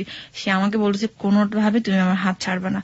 তারপর আমি তো কান্না শুরু করে দিচ্ছি ওখানে। আমার মা পিসিমা অলরেডি চলে আসছে। এখন আমরা বলতেছি, তারপর আমার ভাই বলতেছে এই আমার হাজবেন্ডকে বলতেছে তুই এরে কোথায় নিয়ে যাস, তুই আমার বোনটারে তুই কোথায় নিয়ে যাস? হ্যাঁ, তারপর চিল্লাচিল্লি করতেছে, এই ভাই লোকজন শোনেন, আমার বোনটারে সে ধরে নিয়ে যাইতেছে, এরকম ভাবে মানুষজন জোর করতেছে। তারপর অনেকেই আসছে, দোকানদার কত কিছু আসছে ওখানে, যারা ছিল পথচারী তারাও আসছে। পরে আমি বললাম যে না ও আমাকে ধরে নিয়ে যাচ্ছে না, আমরা বিয়ে করেছি, দুজনকে অনেক ভালোবাসে, আমরা চলে যাচ্ছি, ওরা আমাদেরকে ডিস্টার্ব করছে।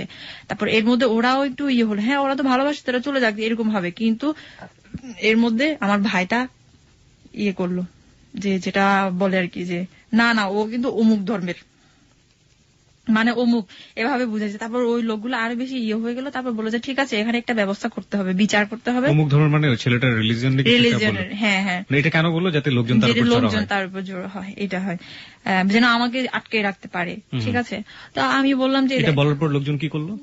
হ্যাঁ, লোকজন ঠিকই তাই করলো, এরকম করলো যে এখানে তো মুরব্বী আছে, যেহেতু ওই মেয়েটা এখানেই থাকে তাহলে তো নিশ্চয়ই এলাকারই একটা সমস্যা, সো এটা আমরা এভাবে করবো, লোকজনগুলো বললো।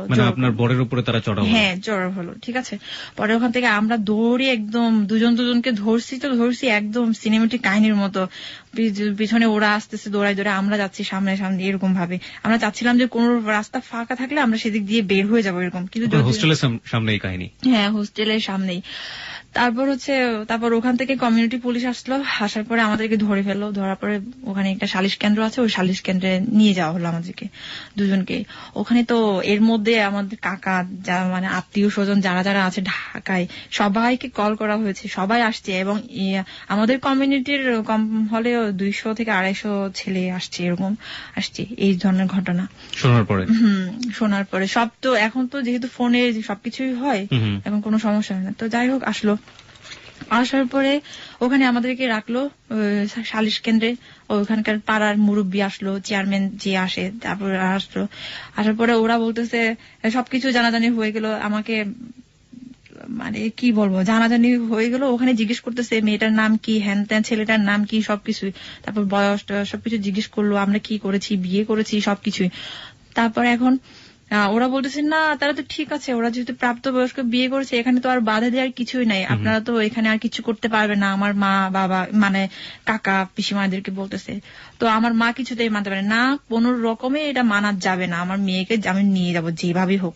এখন আমাকে জিজ্ঞেস করছে ওই লোকটা, মানে এত মানুষের সামনে, ওই মহিলা আপনার কি হয়? আমি তখন বলেছিলাম আমার কেউ হয় না, আমি ওনাকে চিনি না। আমি আমার মাকে পর্যন্ত অস্বীকার করেছি তখন, বলছি না কেউ না।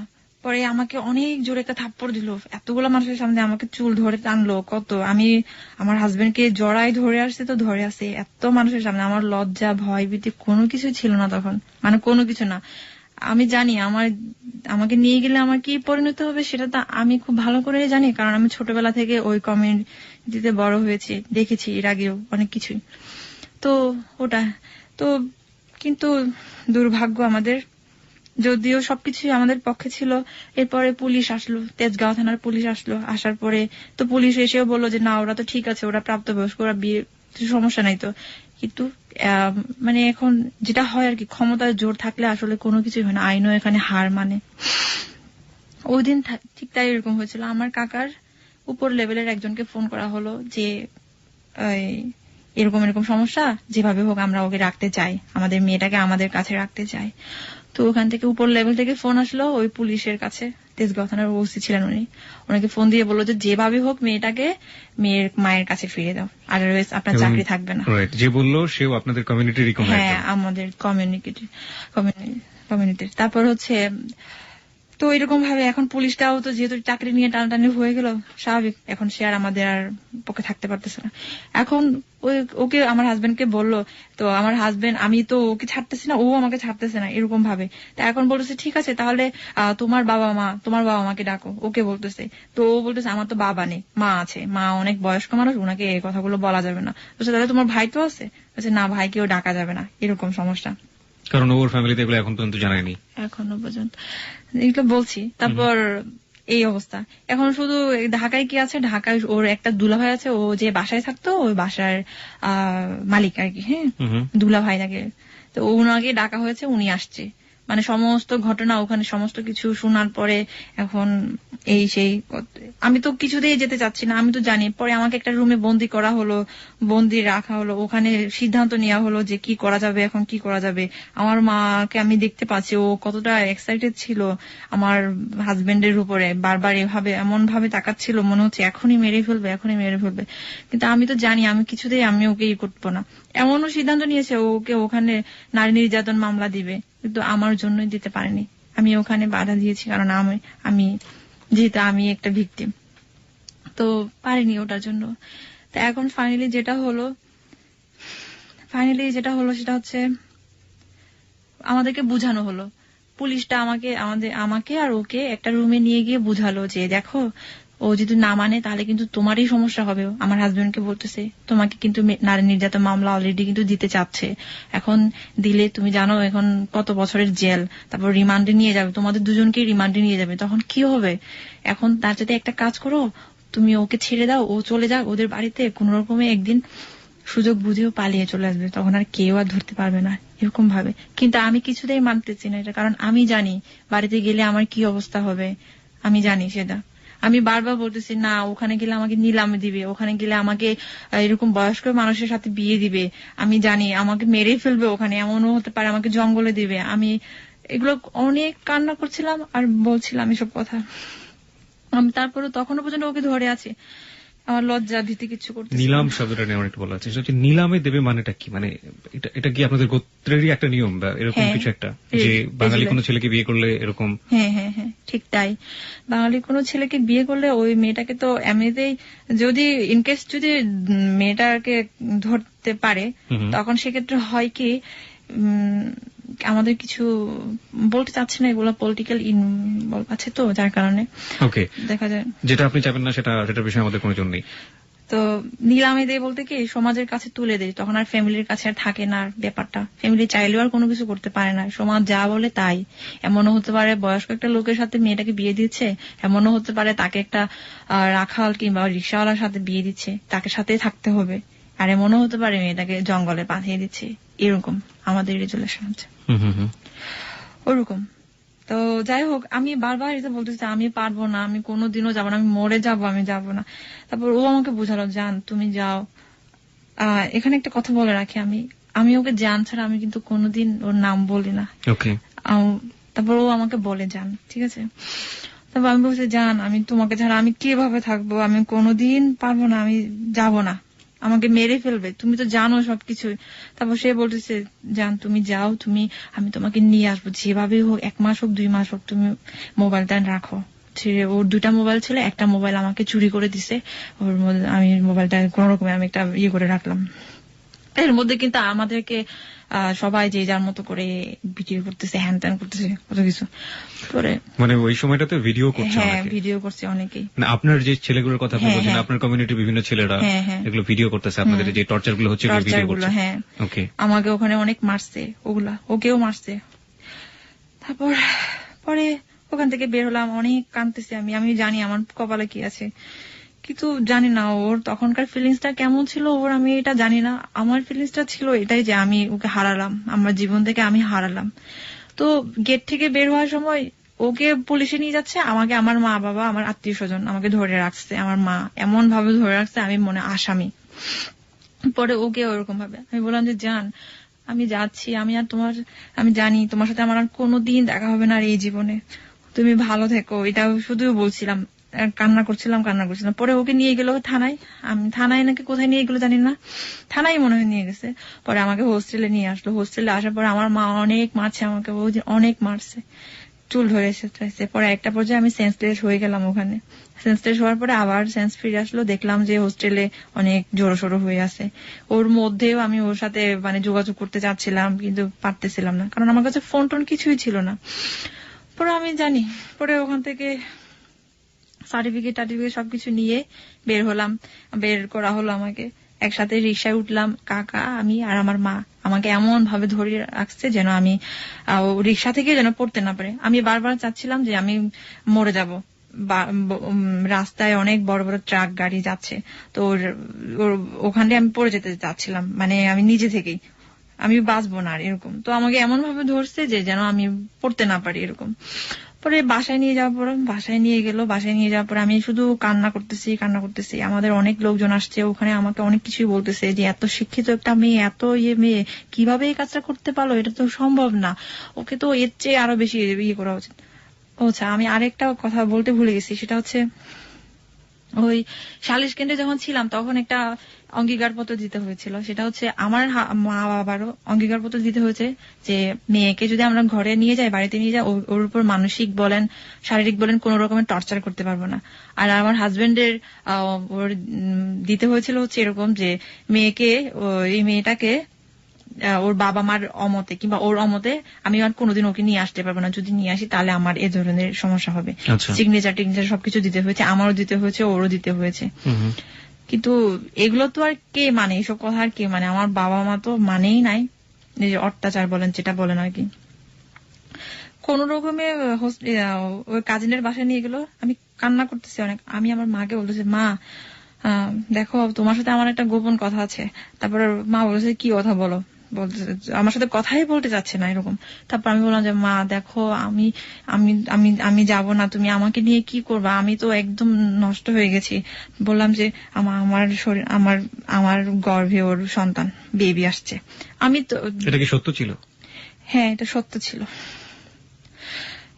কিন্তু তখনও পর্যন্ত আমি জানতাম না আর কি যে আমার একটা ছিল আর কি। আমি বলেছিলাম এই কারণে যে আমি রেহাই পাই, তারপরও যেন আমাকে তারপর মা এটলিস্ট মেয়ে তো এরকম ভাবে যেন আমাকে করে। মানে আপনি এটা বলেছিলেন কিন্তু আপনি নিশ্চিত ছিলেন না, পরবর্তীতে সত্যই ছিল? পরবর্তীতে সত্যই ছিল। পরে ওভাবে আমাকে নিয়ে গেল। ওটা শোনার পর তো আরো বেশি ক্রেজি হয়ে গেল আমার উপর, না এই রক্তকে জীবনীও আমরা নিব না এরকম ভাবে আর কি, প্রয়োজনে আমার মেরে ফেলবে এই অবস্থা। পরে বাড়িতে নিয়ে গেল, বাড়িতে সারা রাত পাহারা দিয়ে নিয়ে গেল, পুলিশ পাহারা দিয়ে, যেন ও কোনো সমস্যা কোনো করতে না পারে এরকম পাহারা দিয়ে নিয়ে যাওয়ার পরে এমনও চেষ্টা করেছি আমি, জানলা খোলা ছিল, জানলা দিয়ে আমি বাস থেকে আমি লাফ দিতে চেয়েছিলাম যাওয়ার সময়, এমনও চেষ্টা করেছি, কিন্তু ওটা পারি নাই। আমার পিসিমা সব সময় আমার সাথে একদমই টোটালি চোখের পাতা এক করে নাই, সারা রাত ওই দিন আমাকে পাহারা দিচ্ছে, গাইড দিচ্ছে। পরে ওরকম ভাবে বাড়িতে নিয়ে গেল। সকাল হলো, প্রথমে কাকার বাসায়, কাকার বাসায় আমাকে অনেক অত্যাচার করা হলো, অনেক ভাত পর্যন্ত খেতে দেয় না, অনেক এমন ভাবে। তারপর আমার মা যখনই ওটা শুনতে পারলো যে আমি এরকম কনসিভ করেছি এই সেই, এগুলা বলতেছে তুই এরকম একটা পাপী মেয়ে, তোরে এই দুনিয়াতে রাখা উচিত না, তোরে আজকেই মেরে ফেলা উচিত, তোরে এরকম এই এইগুলা, এই রক্তগুলা অজাতের রক্ত, এনতেন এগুলা বলে বলে অনেক কিছু বকা দিচ্ছে আমাকে, অনেক কিছুই। মানে আমাকে গোসল করতে দিচ্ছে না, আমাকে ভাত খাইতে দিচ্ছে না, আমি কি অবস্থার মধ্যে মার তার, আমার চুল টুল একদম এলোমেলো, সব অনেক কিছু এই অবস্থা, কাপড় চোপড় ছিঁড়া। এর মধ্যে বাথরুমে গেলাম, বাথরুমে গেলেও সাথে সাথে একজন যাবে এই অবস্থা, যেন আমি ওরা ধারণা করেছিল যে আমার কাছে ফোন আছে কিনা, ফোন আছে, বাট আমি বডি চেক করতে দিই না ওদেরকে, যার কারণে ওরা আমার কাছে মোবাইল যে ছিল সেটা ওরা ধরতে পারেনি। তো এর মধ্যে বাথরুমে গিয়ে আমি ওর সাথে ফিস ফিস করে কথা বলতাম, মেসেজ দিতাম এরকম ভাবে, কিন্তু ফোনটা তো হ্যাম্পার হচ্ছিল, যে পানি ইয়ে হচ্ছিল, ভিজে যাচ্ছিল, তার কারণে। তারপর ওভাবে আমাকে বাড়িতে নিয়ে গেল, প্রথমে তো কাকার বাসা থেকে রাত্রে আমাকে বাড়িতে নিয়ে গেল, যেন এলাকার তো জানাজানি হয়ে গেছে। বাড়িতে নিয়ে যাওয়ার পরে আমাকে অনেক মারলো, কাকাই মারছে আমাকে, মা মারছে। পরে এভাবে আমার বন্দি জীবন শুরু হলো, প্রায় 7 মাস ছিলাম বন্দি, একদম পৃথিবীর থেকে বাইরে, গৃহবন্দী যেটা বলে। এর মধ্যে ওর সাথে আমার যোগাযোগ হতো, ফোনে যোগাযোগ হতো, টাইম টু টাইম সবকিছুই বলতাম, ও জানার চেষ্টা করতো সবকিছু। এর মধ্যে ফোনটা আবার নষ্ট হয়ে গেল, পানি যেহেতু ভিজে গেছে, ডিসপ্লে নষ্ট হয়ে গেল। তারপর কিভাবে কি করা যায়, এখন আমি কি করব, আমাকে সাহায্য করার তো কেউ নাই, আমাকে কে করবে। এর মধ্যে অবশ্য আমি অনেকের হেল্প পেয়েছি, আমি বলতে চাচ্ছি না তাদের নাম, সমস্যা আছে এই জন্য। তো যাই হোক, ফাইনালি যেটা হলো, এখন আমার বেবিটাকে নষ্ট করাবে। আমি তো তখনও পর্যন্ত কিন্তু আমি শিওর ছিলাম না, যেদিন 1 মাস হওয়ার পরে আমার মা আমার জন্য একটা নিয়ে আসলো চেক করার জন্য আর কি। পরে দেখলো যে হ্যাঁ এটা সত্যি। এখন তো আমি আরো বেশি হয়ে গেলাম, ইমোশনাল হয়ে গেলাম, আমি কোন রকমে কোনোদিনও না, তারপর কোনোদিনও না। ও আমাকে বলতেছে না তুমি এটা কোনোদিন নষ্ট করো না, কোনোদিন না, যেভাবে পারো বুঝাও ওদেরকে, বলে পালিয়ে চলে আসো, হ্যান ত্যান এগুলো বলে বলে। তারপর আমিও আমার মাকে বুঝালাম, মা আমি বাঁচবো না, আমি বাঁচবো না। এখন আমার মা কি করেছে, এমনও দিন গেছে আমাকে পেটে লাথি দিছে শুধুমাত্র ওটার জন্য যে একটা অজাতের রক্ত আছে তোর গায়ে, এইভাবে বলে বলে। পরে আমাকে অনেক লাথি দিত, মা পেটে লাথি দিত যেন আমি করি। পরে আমার বাবাকে আমি বলেছি, আমার বাবাকে পর্যন্ত বলেছি নির্লজ্জের মতো, বাবা আমার শরীরে তো ওরই রক্ত আছে, আমাকে ছেড়ে দাও না, আমার ভবিষ্যতে আমি নিজে গড়বো, আমি চলে যাব ওর কাছে। কিন্তু বলে কি না, তোরে এখানে রাখবো, এখানে রেখা তোরে আরেকটা ছেলের সাথে বিয়ে দিব, ব্যাস এটা হচ্ছে কথা। এখন আর কিছু নাই। আমার পিসিমাকে অনেক বলেছি, পিসিমাও কোন রকমে কেউ রাজি হয় না, ইভেন ওর সাথে পর্যন্ত ফোনে কথা বলাইছি, পিসিমা ওর সাথে অনেকক্ষণ, প্রায় আধা ঘন্টা 1 ঘন্টা কথা বলেছে ওই বিষয়টা নিয়ে, যেন বাচ্চাটাকে নষ্ট না করে, এগুলা নিয়ে। পরে যেটা হলো, আমাকে তো আমার মা একটা করলো, বুদ্ধি করলো, যেটা হচ্ছে তুই কি আমাদের ঘরে থাকবি নাকি সমাজে চলে যাবি। সমাজে তুই যদি বাচ্চাটাকে রাখতে চাস তাহলে তুই সমাজে চলে যাইতে, মানে মোট কথা হচ্ছে নিলামে দিবে তখন। আর যদি তুই বাচ্চাটা নষ্ট করস তাহলে তখন কিন্তু তুই আমাদের কাছে থাকতে পারবি। ব্যাস, এখন তুই কোনটা চাস বল, তুই কি তোর জীবনটা চাস নাকি তুই বাচ্চাটা চাস। এখন আমি বলি আমি আমার বাচ্চাটাকে আমি যেভাবে পারি আমি ওটাকে আমি করবো যেভাবে পারি। এর মধ্যে কিন্তু আমাকে অনেক জায়গায় নিতে চেয়েছিল আমার মা, ম্যাটারনিটি হসপিটালে এটা ওয়াশ করার জন্য, বাট আমি করি নাই।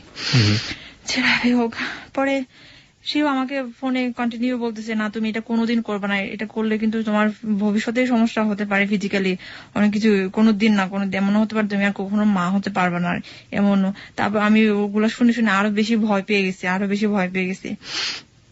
পরে আমার মা তো নাছোড়বান্দা, যেভাবে পারে আমার কাকা আসতেছে, কাকা এসে আমাকে মারতেছে, গায়ের উপর হাত দিচ্ছে। আমি ওদেরকে বলার পর্যন্ত পাচ্ছি না যে তোমরা তো অঙ্গীকারপত্র দিয়ে আসছো, কেন তোমরা আমাকে আমার গায়ে হাত দিচ্ছ। এখন আমি যদি পুলিশের কাছে ফোন করি তাহলে তো তোমরা এই কেসে পড়বা, এইগুলা পর্যন্ত বলেছি আমি। পরে আমার মা বলেছে ওগুলা কিচ্ছু ছিল না, ওগুলা একটা অভিনয় ছিল, জাস্ট কিছুই না, তোকে নিয়ে আসার জন্য তোরে মারবো না। বারবার একটা জিনিস আসছে, সেটা হচ্ছে মার কথা আসছে, মানে যেখানে আসলে বাবার থাকার কথা সেখানে মা, অ্যাকচুয়ালি আমাদের ফ্যামিলিতে আমার মাটাই একটু বেশি, মানে আপনাদের কমিউনিটিতে মাটাই প্রাধান্যটা বেশি। আমাদের কমিউনিটি বলতে কি মানে এক একজনের ফ্যামিলি এক এক ধরনের, তবে আমাদের ফ্যামিলিতে হচ্ছে আমার মা একটু প্রাধান্য বেশি আর কি। তো যাই হোক, বাবাও আছে কিন্তু বাবা একটু শান্তশিষ্ট, আমার মা বেশি ক্রেজি, একদম অনেক বেশি এক্সাইটেড। তো যাই হোক, যেটা হোক, উনিও অনেক মানুষের সাথে মিশে সমিতি টমিতি করে, এই জন্য হয়তো বা উনি একটু এরকম আমার মা। তো যেটা হচ্ছে ফাইনালি আমার জন্য একটা ওষুধ নিয়ে আসলো, গাইনোকোসিড নামে একটা ওষুধ নিয়ে আসলো। ওটা ওদের সামনে আমাকে খেতে হলো, বিশ্বাস করে না যে আমি খাবো কিনা, এটা ওদের সামনে আমাকে খেতে হলো। তো আর কি করা, সব শেষ, যেটুকু আশা ছিল সব শেষ।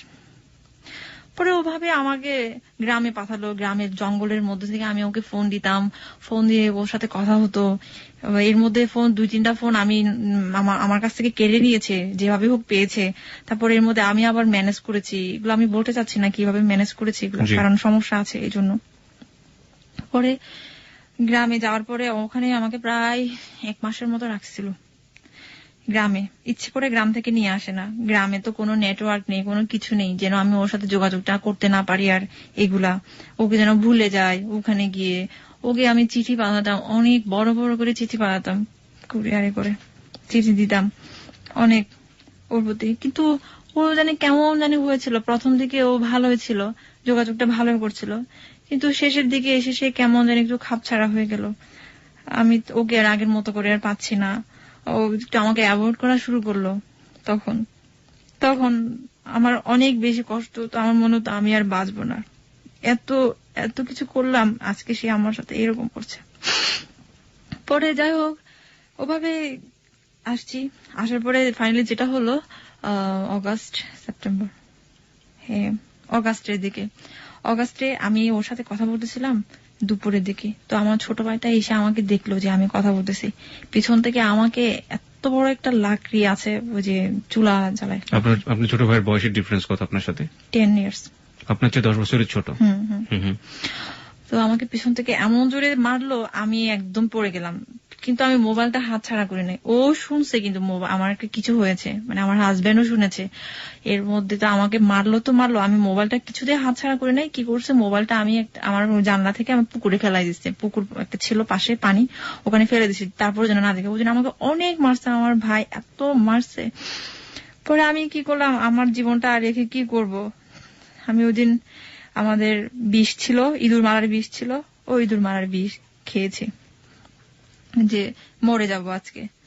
ইঁদুর মারার বিষ খাওয়ার পরে আমি বমি করছি, সাথে সাথে আবার সেন্সলেস হয়ে পড়ছি। সেন্সলেস হওয়ার পরে আমি আর জানি না কি হয়েছে। পরে যখন সেন্স ফিরে আসলো তখন দেখলাম আমি হসপিটালে, আমাকে ওয়াশ করাচ্ছে। এত কষ্ট হচ্ছিল যখন আমাকে ওয়াশ করাচ্ছিল। তো ওয়াশ করানো হলো, ওখানে হসপিটালে 2 দিন ছিলাম। 2 দিন রাখলো আমাকে। অনেক মানুষ অনেক কথা বলছে, নিন্দা করছে, এটা তো স্বাভাবিক। যারা নিন্দা করছে তারা তো সবাই আপনার গোত্রের, আমাদেরই গোত্রের মানুষ। একজন মানুষও কি আপনার পাশে দাঁড়ায়নি? আমার না, আপনাদেরই গোত্রের কেউ না, নট এ সিঙ্গেল পার্সন। শুধু একজন ছিল, উনি আবার ঢাকার টেক্সটাইল ইউনিভার্সিটির প্রফেসর। উনি বলছিল যে ওকে ছেড়ে দিন না, ওর জন্য তো খারাপ লাগতেছে আমার, বেচারি ও তো মরেই যাবে, ওকে ছেড়ে দিন, যাকে ভালোবাসে তার। উনি বলছিল শুধুমাত্র। এই কথা শোনার পরে আমার কাকা বলে কোনো দিনও না, ওকে মেরে ফেলা হবে, তারপরও মরে যাক, তারপর ও ছেলের কাছে যাবে না। তারপর আমার মা বলে ওরকম একটা ছেলের সাথে আমার মেয়েকে দিব কোনো দিনও না, যে ছেলে কিনা এইগুলা করে রাস্তার ফকিরের মতো করে ফেরিওয়ালা করে করে বেড়ায়, তার সাথে দেখতে কেমন হ্যান ত্যান কত কিছু বলতো, আমাকে বলতো। আমার এগুলো শুনে আমার অনেক কষ্ট হতো, আমি অনেক কান্না করতাম, প্রতিবাদও করতে পারতাম না। শুধু বলতাম যে আমি ওকে অনেক ভালোবাসি, তোমরা যতই যাই বলো না কেন, কোনো দিনও না। এর মধ্যে ওকে আবার কেস করতে চেয়েছিল ওখান থেকেই। তা আমি বলেছি, আমাকে অনেকবার কনভিন্স করানো হয়েছিল, আমি বলছি কোনো দিনও না, আমাকে মেরে ফেলো, তারপরে তোমরা ওকে কেস করতে পারবে না।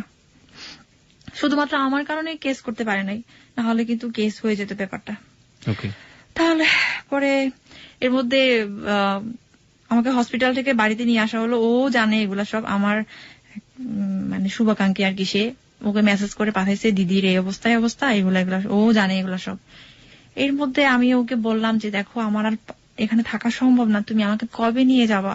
ও আমাকে এই মাস ওই মাস বলে বলে ওভাবে রাখতে রাখতে ফাইনালি যেটা বলছে, ডিসেম্বর ছাড়া আমি তোমাকে নিয়ে আসতে পারছি না। আপনি যাকে বিয়ে করলেন সে? তারপর আমি বললাম ডিসেম্বর পর্যন্ত আমি কিভাবে থাকবো। এর মধ্যে আমাকে আরেকটা বয়স্ক একটা লোকের সাথে আমার বিয়ে ঠিক করেছে, যে কিনা সুইজারল্যান্ডে থাকে। সে কি আপনাদের কমিউনিটির? হ্যাঁ, আমাদের কমিউনিটিরই ছিল, কিন্তু বয়সে অনেক ডিফারেন্স, অনেক। তো আমি তো ওইটা কিছুতেই মানতে পারছিলাম না। আমার এখন অক্টোবরের 5 তারিখে বিয়ের ডেট হয়েছিল আর কি। তো আমি এখান থেকে আমি কিভাবে পালিয়ে যাব, আমার কিভাবে। এখন ওর সাথে আমার আবার রিলেশনটা খারাপ হয়ে গেছিল। ও চাচ্ছে না যে আমি ঢাকায় ব্যাক করিয়ে দাও, হয়তো বা কোনো কারণেই হোক, চাচ্ছে না পরে এভাবে হোক। তো পরে যাই হোক, ও ও চাচ্ছিল না আপনি ঢাকাতে ব্যাক করেন, হয়তো বা কোনো কারণে আর কি। আচ্ছা, ঠিক আছে। কিন্তু আমি তো জানি আমি কি অবস্থায় আছি। আমি বলছি তুমি চাও বা না চাও, আমার এখানে আর প্রাণে বাঁচার দায় হয়ে গেছে। আমার এখানে আর কেউ না, আমার মাও নেই আমার কাছে। পরে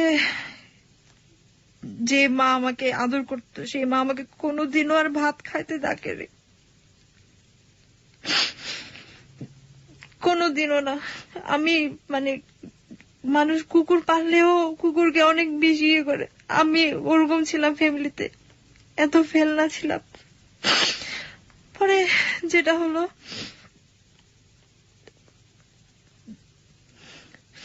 ফাইনালি আমার একটা ফ্রেন্ডের মাধ্যমে, ঢাকারই ওই ফ্রেন্ডের মাধ্যমে আমি সবকিছু যোগাযোগ করলাম যে কিভাবে কিভাবে কি করব। এমন আমার হাজবেন্ড এটা বলেছে যে তুমি যদি ঢাকায় আসো তাহলে আমি কিন্তু তোমার মাকে বলে দিব যে তোমার কাছে মোবাইল আছে, এটা আমি বলে দিব। আমি এটা শোনার পর তো আমি একদম বেশি হয়ে গেছিলাম যে কিভাবে সে এই কথাটা বলতে পারলো। কিন্তু আমি জানি ওখানে আমার পক্ষে আর থাকা সম্ভব হচ্ছে না, আর সম্ভবই না। ওখানে থাকা মানে হচ্ছে মৃত্যু, আর কিছুই না। পরে আমি আসলাম, যেভাবে হোক একটা দিন আসলো। আমি সময় খুঁজতেছিলাম, সুযোগ খুঁজতেছিলাম, আমি কিভাবে আসবো। এর মধ্যে আমার বাবা মা যদি অফিসে চলে যায়, আমি এই সুযোগগুলো খুঁজতেছিলাম। আমি ওরকম ভাবে একটা দিন আসলো, সময় আসলো যে অনেক কিছুই আছে, অনেক কিছুই। পরে আমার কাছে একটা বোরকা ছিল, ওই বোরকাটা ম্যানেজ করেছি আর কি যেভাবে হোক আমি।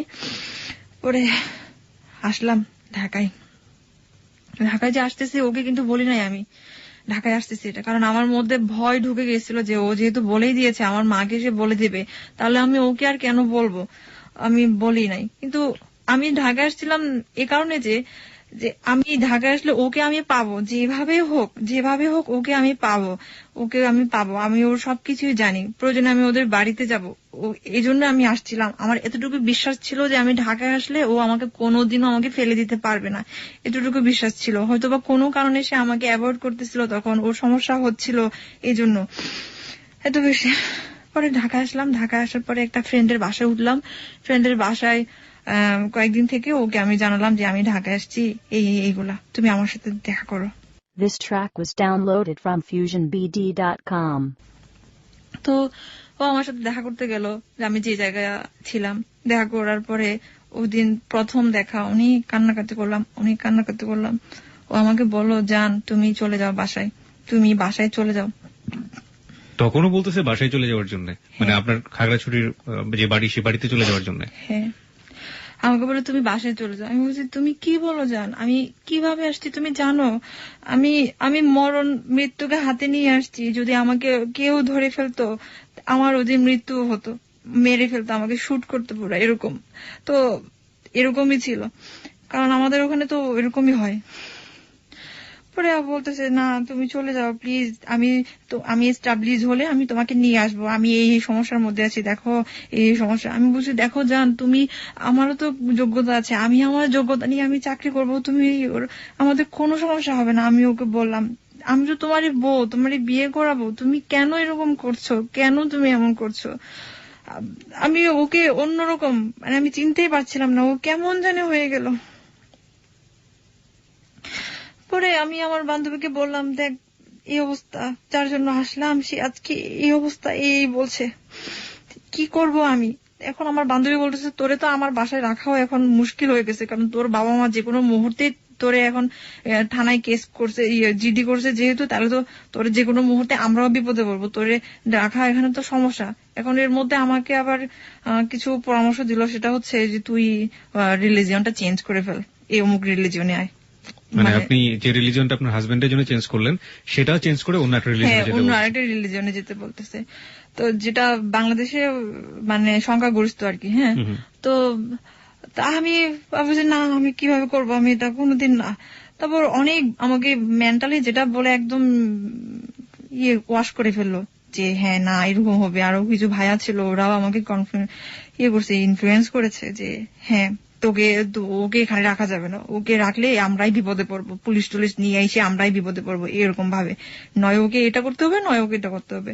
তা আমি তখন ওকে বললাম যে দেখো জান, আমাকে তো এরকম করতে বলতেছে, আমি কি করব, তুমি তো আমাকে নিয়েও যাচ্ছ না, তাহলে আমাকে যদি নিয়ে যায়। তারপর সে তখন আমাকে তেমন একটা কিছুই বলে নাই, পরে আমি সিদ্ধান্ত নিলাম আমি আর কি করব, আমার কিচ্ছু করার বাকি নেই, এখন আমাকে বাঁচতে হবে, আমার কোথায় যাব আমি।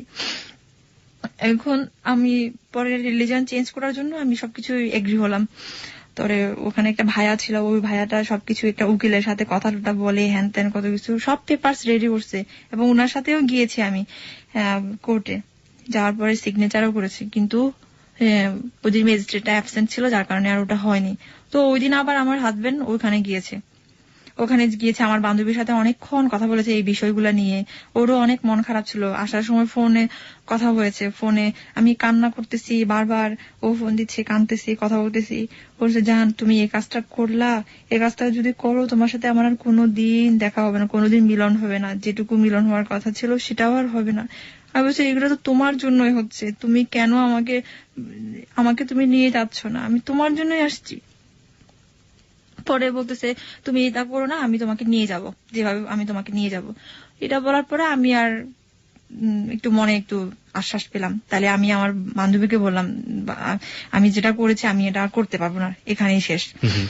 আবার এখন আমার বান্ধবী আমার উপর খেপে গেছে, যেহেতু আমি ওর বাসায় এতদিন ছিলাম, এখন বলতেছে তুই পৃথিবী একদিকে, তোর জামাই একদিকে, তুই কি করতেছস, তুই তোর জামাইটা বেছে নিতেছ। আমি বলছি অবশ্যই আমি আমার জামাইয়ের জন্য আমি আসছি, এখন তুই যা বলিস না কেন। আমি এখন ওর সাথে আমার একটু সম্পর্কটা খারাপ হয়ে গেছিল, ফাইনালি সে যেটা করলো আমাকে আর ওর বাসায় রাখলো না। আর এখন আমার হাজবেন্ড একটা বাসা নিয়ে ওখানে আর একটা বাসায় রাখলো আমাকে। ফার্স্ট টাইম আপনার একটা বাসা নিলেন এবং সে বাসাটায় উঠলেন। ওকে, সাবলেট আর কি, সাবলেটে। হ্যাঁ, পরে ওখান থেকে আমাদের সংসার শুরু হয়। এই তো কত সালে সংসারটা শুরু হলো? 2010 নভেম্বরে 26 তারিখে।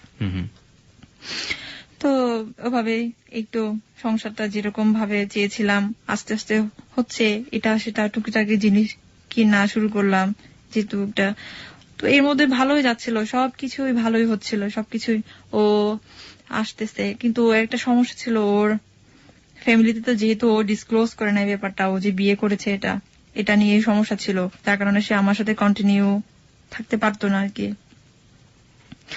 তো এরকম ভাবেই আসা যাওয়ার মধ্যে থাকতো। পরে আমি এর মধ্যে আমি একটা চাকরিতে জয়েন করলাম স্কুলে, ওটাও আরেকটা স্কুলে ছিল, স্কুলে জয়েন করলাম। এভাবেই চলতেছিল, ভালোই চলতেছিল।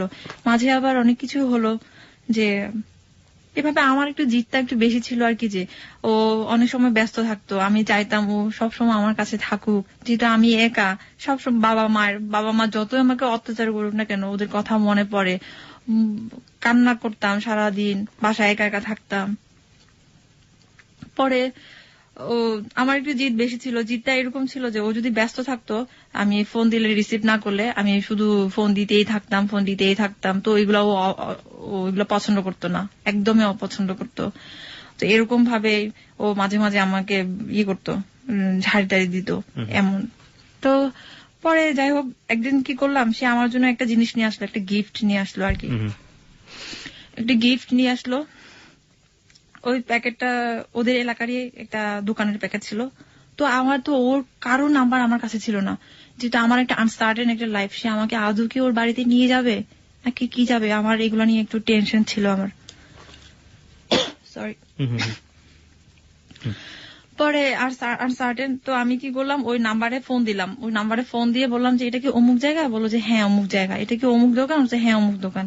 আচ্ছা, তারপর আমি ডিটেলস বললাম, ওর ভাই সম্পর্কে তো জানি, এই জন্য ভাইকে বলার পরে সে বলছে হ্যাঁ হ্যাঁ চিনি তো, উনি তো খুবই মান্যজন একজন মানুষ এলাকার, এরকম। তো তা আমি বললাম যে এরকম এরকম ওনার ভাই আমাকে এভাবে বিয়ে করে রেখেছে একটা জায়গায়, এখনো পর্যন্ত আমি এরকম অসহায়ের মধ্যে আছি, আমাকে প্লিজ একটু হেল্প করেন। আমি এগুলো অবশ্যই বলেছি, যার করে সে এগুলো পরে শুনতে পারছে। পরে শোনার পরে সে আমার উপর অনেক বেশি ক্ষেপে গেছে, অনেক বেশি। আপনার বর? অনেক বেশি ক্ষেপে গেছে এই কারণে যে কেন আমি এগুলো ওর অবাধ্য হয়ে এগুলো করলাম। এগুলা করলাম। তারপর আমি আবার পরে আবার সরিও বলছি, ঠিক আছে আমি আর কোনোদিন এগুলা করবো না কোনোদিন। তারপর আমার এভাবেই চলতো, এভাবে। তো দেখা যায় ও 2 দিন 3 দিন ফোন অফ থাকতো, ফোন দিত না আমাকে, এরকম ভাবে আমার আরো বেশি টেনশন হতো, আরো বেশি। এখন এর মধ্যে আমি ওর একটা ফ্রেন্ডের নাম্বার আমার কাছে ছিল আর কি, হ্যাঁ, ওর ফ্রেন্ডের সাথে আমি যোগাযোগ করলাম। তো ওর ফ্রেন্ডটা আমাকে বললো আর কি, যে অনেক কিছুই বললো ওর সম্পর্কে, আমি এগুলা এখন একটু বলতে চাচ্ছি না, বললো। তারপর এগুলো শোনার পরে আমার তো আরো বেশি একদম বেশি টেনশন হয়ে গেল। তা আমি বললাম যে দেখো তুমি কি আমাকে তোমাদের ফ্যামিলিতে কখনোই স্টাবলিশ করতে পারবে না? সে বলতেছে তুমি একটু ওয়েট করো না, তুমি দেখো না কি হয়, দেখো কি হয় দেখো। আমি বলছি আমি আর কত দেখবো, আমি তো দেখতেছি, দেখতে দেখতে তো এতদিন চলে গেল, আজকে প্রায় তখন যদি 1 বছর হয়ে গেল আর কি, হ্যাঁ 1 বছর হয়ে গেছে। তারপর এরকম ভাবেই ভালোই যাচ্ছিল, আবার দিনকাল সবকিছু ভালো যাচ্ছিল। তারপর ও যা বলতো আমি তাই শুনতাম। ইভেন আমার অনেক ভালো ভালো জায়গায় চাকরিও হয়েছিল, কিন্তু ও চাকরি করাটা পছন্দ করতো না, যার কারণে আমি চাকরি ওগুলা ছেড়ে দিয়ে আসছি, চাকরি করি নাই। এরকম ভাবে মানে টোটালি ক্যারিয়ারে আমি কোনো কিছু করতে পারি নাই আমার নিয়ে, কিচ্ছু নাই। যেহেতু আমার আবার মেন সার্টিফিকেট নেই আমার কাছে, আসার সময় আমি এগুলো কিছুই নিয়ে আসতে পারিনি। আমার অরিজিনাল সার্টিফিকেট সব ক্রোক করে রাখছে আমার বাবা মা, কিছুই নিয়ে আসতে পারিনি আমি। এরকম শুধুমাত্র ফটোকপি নিয়ে আসছিলাম, ফটোকপি ছিল আমার কাছে ওগুলা নিয়ে, কিন্তু মেন সার্টিফিকেট আমি নিয়ে আসতে পারি না। যার কারণে ওটা আমার একটা উইক পয়েন্ট। আমি ভালো জায়গাতে আমি ট্রাই করতে পারছি না, ইচ্ছা থাকা সত্ত্বেও, আমার যোগ্যতা থাকা সত্ত্বেও। আবার এদিকে বাসা থেকেও বের হতে পারছি না, যদি কেউ না কেউ দেখে ফেলে আমাকে ধরে নিয়ে যাবে আবার, তখনও ওটা ছিল। এখনো তো আপনাকে এক ধরনের হিডেন ওয়ার্ল্ডই থাকে এরকম, এখনো তো অবশ্য আছে, এখনো কিছু কিছু জায়গা আছে রেস্ট্রিক্টেড জায়গা, আমি ওগুলোতে এখনো যেতে পারি না আর কি। তো ওরকম ভাবেই চলতেছিল ভালোই। এপ্রিলের 14 তারিখে আমরা ইয়েতে গেলাম 2011-তে, ফ্যান্টাসিতে আমাকে নিয়ে গেল ও। তখন প্রথমবারের মতো আমাকে সে ঘুরতে নিয়ে গেল, এরকম ভাবে। এভাবে ভালোবাসা ভালো লাগা সবকিছুই ঝগড়া এটা সেটা হতো এর মধ্যে, অনেক কিছুই। তারপর আবার আমরা বাসা চেঞ্জ করলাম, বাসা চেঞ্জ করে আরেকটা বাসায় গেলাম। এখন যে বাসা আছে আপাতত এখানে 1 বছর হয়ে গেছে। গত বছর জুনে আমরা উঠেছি আর কি, এবছরই 1 বছর হয়ে গেল। মাসির কথা না বললেই নয়, উনি এখন আমার মায়ের মতো। এখন উনি আমাকে নিজের মেয়ের মতো করেই দেখে আর কি। উনি জানেন সব স্টোরি? হ্যাঁ উনি সবই জানেন, উনি সবই জানেন। উনি কি আপনাদের কমিউনিটির নাকি আলাদা? উনি আমার হাজবেন্ডের কমিউনিটি আর কি, মানে তো যাই হোক উনি সবকিছুই জানে। উনি আমাকে নিজের মেয়ের মতো করে আশ্রয় দিল, একদমই নিজের মেয়ের মতো করে। যেহেতু আমার হাজবেন্ড সবসময় আসতে পারে না, আমাকে সবকিছুই দেখাশোনা ভালো যেটা বলে সবকিছুই করে উনি, সবকিছুই। তো ফাইনালি যেটা হলো, আমার হাজবেন্ড আস্তে আস্তে আমার কাছ থেকে একটু ডিটাচ হচ্ছে।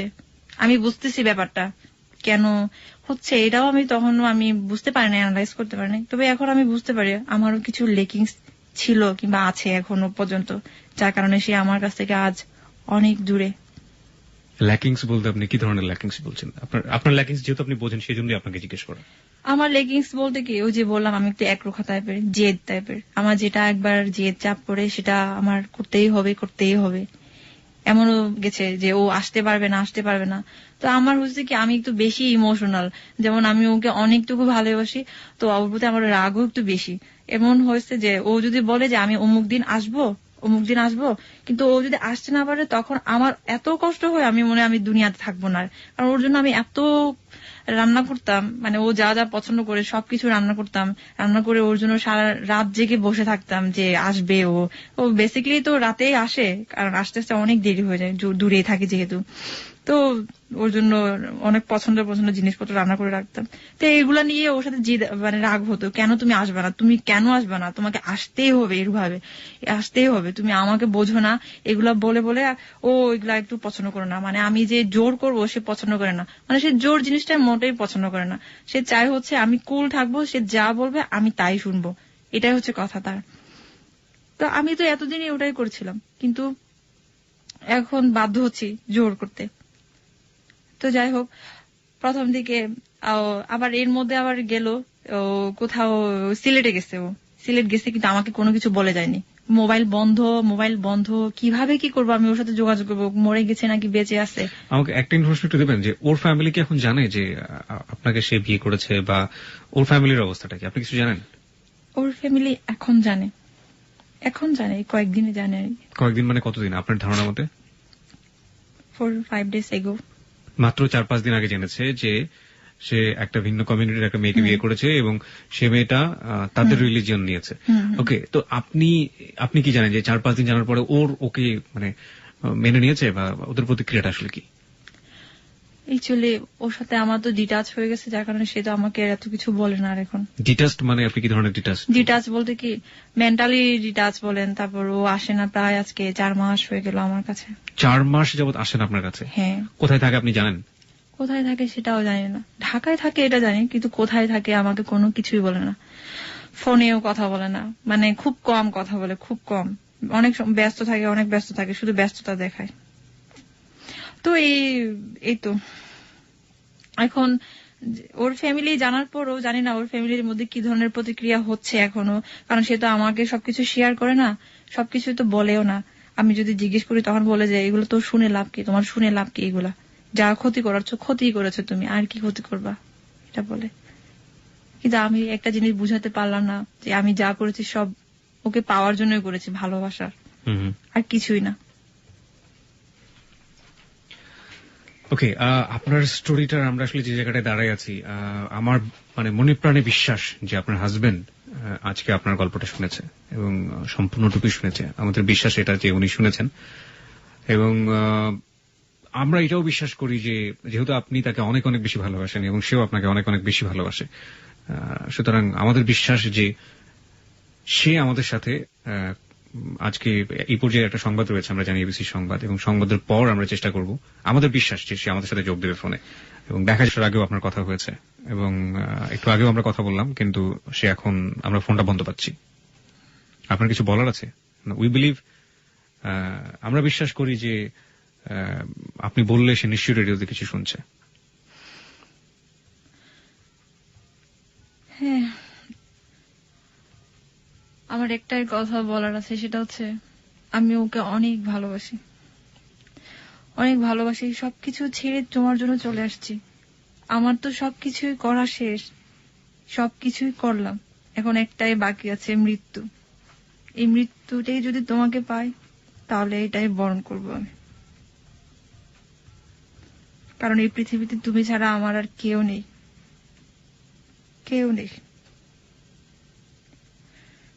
তোমার জন্যই সবকিছুই করেছি, জাত কুল ধর্ম সব, ইভেন আমার বাবা মার জন্য এখনো খারাপ লাগে না যতটা তোমার জন্য খারাপ লাগে। তুমি আজকে 4 মাস হলো আমাকে রেখে চলে গেছো, জানি না কোথায় আছো, কি অবস্থায় আছো, কোনো কিছু বলো না। জানি আমার অনেক অপরাধ আছে, অনেক অপরাধ, অনেক অনেক কিছুই।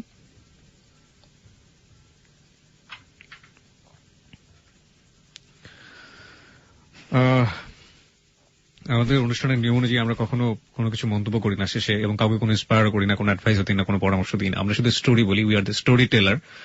আমরা গল্প বলি এবং গল্পের অনুভূতির জায়গা থেকে আপনি যা নিলেন সেটা একান্তই আপনার। আর এই অনুষ্ঠানটার নাম হ্যালো 8920। রিনির উদ্দেশ্যে আমাদের শুধু একটা কথাই বলার আছে যে কি বলবো আমি ঠিক জানি না, মানে কিছুই বলার নেই। সে তার হাজবেন্ডের উদ্দেশ্যে যা বলেছে সেগুলো আমাদের বিশ্বাস সে শুনেছে। তার হাজবেন্ডের সাথে আমরা অনেক চেষ্টা করেছি কথা বলার জন্য এবং ফোন করেছি অনেকবার, কিন্তু আমরা ফোনটি একটু আগে খোলা পেয়েছিলাম, কিন্তু এখন বন্ধ পাচ্ছি। যাই হোক, রিনির স্টোরিটা এখানেই শেষ, বাকিটুকু আপনার হাতে থাকলো এবং আমরা হ্যালো 8920টা শেষ করতে চাই আরেকটু সময় নিয়ে। বেশ কিছু কল যেগুলো আমরা ফোন পেয়েছি সেগুলো বাজিয়ে শেষ করতে চাই। রিনি, আপনি অনেক ভালো থাকবেন। আপনার জন্য হ্যালো 8920 যারা শ্রোতা, আমি জানি অনেক কল আসবে আপনার জন্য, তাদের সবার পক্ষ থেকে আপনার জন্য অনেক অনেক দোয়া। আপনাদের সবার আমার জন্য দোয়া করবেন। যে উদ্দেশ্যে নিয়ে আমি ঢাকা শহরে আসছি সেটা যেন হয়। জানি না আমার ফিউচার কি আছে, সবকিছু আনসার্টেন, সবকিছুই। শুধু এটুকু জানি যে ও ছাড়া আমি অচল, ও ছাড়া আমার এই পৃথিবীতে আর কেউ নেই। হয়তো মৃত্যুকেই আমাকে বেছে নিতে হবে। রিনি চিটাগং ইউনিভার্সিটি থেকে মাস্টার্স পাস করেছে খুব ভালো একটা সাবজেক্টে। সে অনার্সে 2nd ক্লাস এবং মাস্টার্সে 1st ক্লাস। এত ব্রিলিয়ান্ট রেজাল্ট। সেই মানুষটা একটা মানুষকে লাভ করে তার নিজের গোত্র ত্যাগ করেছে। সেই মানুষটা একটা মানুষকে লাভ করে তার নিজের রিলিজিয়ন ত্যাগ করেছে। সেই মানুষটা একটা মানুষকে লাভ করে তার পুরো দুনিয়াটাকে ত্যাগ করেছে। সেই মানুষের সাথে একটু আগে আমরা কথা বলার চেষ্টা করেছিলাম এবং সেই মানুষটা আমাদের কথা দিয়েছিল সে তার সাথে কথা বলবে। আমরা তার জন্য অপেক্ষা করেছি এবং আমরা শেষ পর্যন্ত তার ফোনটা বন্ধ পেয়েছি। আমরা রিনিকে, আমরা যারা হ্যালো 8920 বন্ধু আছি এবং আমরা যারা এবিসির বন্ধু আছি, তারা বিশ্বাস করি যে রিনি কখনোই এমন সিদ্ধান্ত নিতে পারে না, রিনি কখনো নিজের কাছে হেরে যেতে পারে না, রিনি কখনো নিজের জীবনের কাছে হেরে যেতে পারে না। সে একটা শিক্ষিত মানুষ, সে একটা শিক্ষিত মেয়ে এবং সে সবকিছু ত্যাগ করে একটা মানুষের কাছে জীবনে আশ্রয় চেয়েছে। তার মা, তার পরিবার, তার সমাজ, রিলিজিয়ন, ধর্ম সবকিছু ত্যাগ করে একটা মানুষের কাছে আশ্রয় চেয়েছে। সেই মানুষটা সবার কাছে হেরে যাবে এটা তো হতে পারে না। সেই মানুষটা নিজের ভালোবাসার মানুষের কাছে হেরে যাবে এবং ভালোবাসার মানুষের কাছে হেরে যাওয়ার পরে নিজের জীবনের কাছে হেরে যাবে, তা তো হতে পারে না। আমরা অন্তত এই জায়গাটায় দাঁড়িয়ে আছি যে সে যদি তার নিজের ভালোবাসার মানুষের কাছে হেরে যায়, আমরা চাইবো না সে তার ভালোবাসার মানুষের কাছে হেরে যাক। সে যদিও তার ভালোবাসার মানুষের কাছে হেরে যায়, আমরা এক্সট্রিম চিন্তা করছি, তাহলে কি সে তার জীবনের কাছে হেরে যাবে? আমরা কোনোভাবেই এটা মেনে নিতে পারি না। আমরা আবার ফিরিয়ে নিয়ে এসেছি রিনিকে এবং রিনির কাছ থেকে আমরা আজকে এই কথাটা আদায় করতে চাই। আমরা বিশ্বাস করি এখন এই মুহূর্তে এবিসি লাখ লাখ শ্রোতা শুনছে এবং তাদের সবারই প্রাণের একটা দাবি যে রিনি একটু আগে যেটা বলেছিল যে সে হয় তার ভালোবাসার মানুষটিকে পাবে অথবা সে তার জীবনের কাছে হেরে যাবে।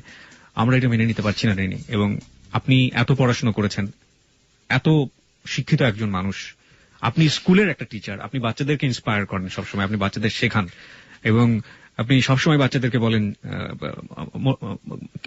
মোটিভেশনাল কথাবার্তা। সেই মানুষটা কেন জীবনের কাছে হেরে যাবে রিনি?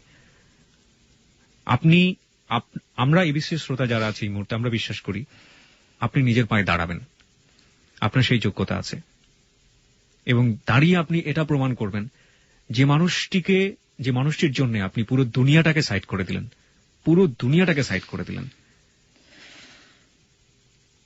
সেই মানুষটার কাছে আপনি হেরে যাননি।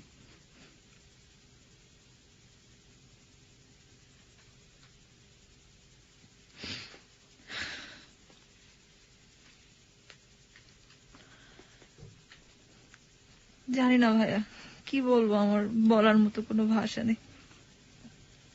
কিন্তু আপনার কি মনে হয় না যে আপনি আপনার জীবনকে, মানে আপনি এত শিক্ষিত হয়ে, এত কিছু হয়ে আপনি এই সিদ্ধান্তটা কেন নিচ্ছেন? মানে আপনি তো অনেক কিছু করতে পারেন। আপনি যে মানুষটাকে ভালোবাসেন সেই মানুষটাকে পৃথিবীতে বেঁচে থেকে দেখেন যে এই মানুষটা, আপনি যদি সত্যিই তাকে অনেক বেশি ভালোবাসেন তাহলে আপনি তার কাছ থেকে কেন দূরে সরে যাওয়ার চিন্তা ভাবনা করছেন?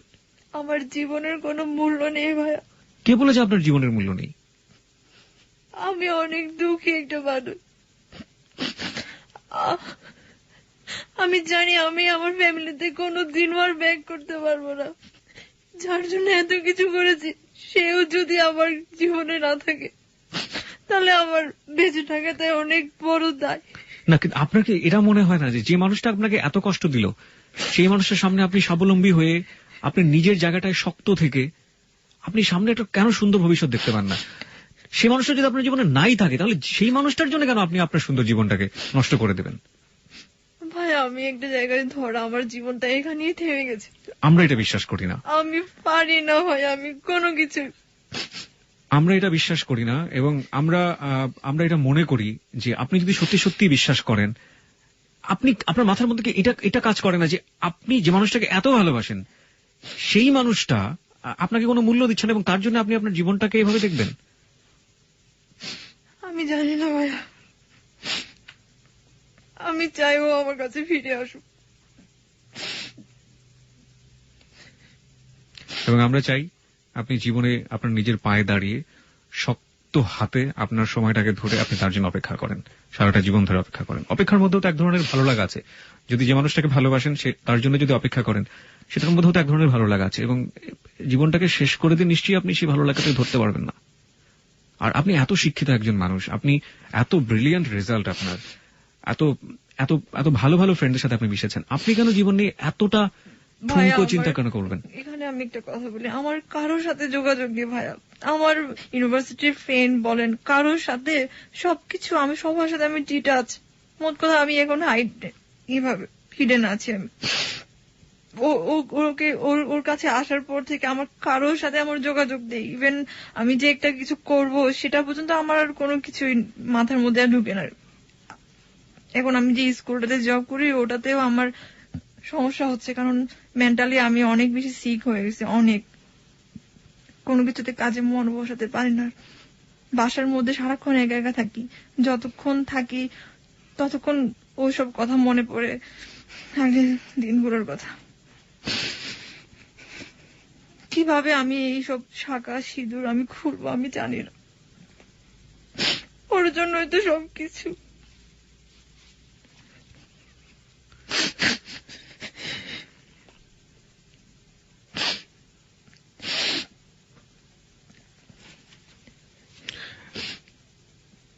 আমরা শেষ পর্যন্ত একই কথা বলে যেতে চাইনি। আপনি যে জায়গাটায় আছেন সেই জায়গাটা থেকে একজন মানুষ হয়তো বোঝাটা খুব কঠিন, কিন্তু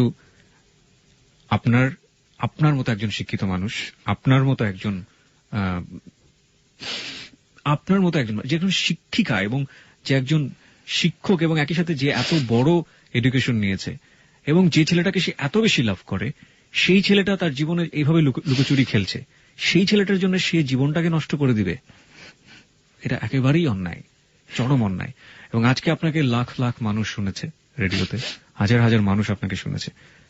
আমার মনে হয় যে এই হাজার হাজার শিক্ষিত মানুষ যারা আছেন বা শিক্ষিত মেয়ে যারা আছেন, তারা কিন্তু আপনাকে কোনোভাবেই ক্ষমা করতে পারবেন না।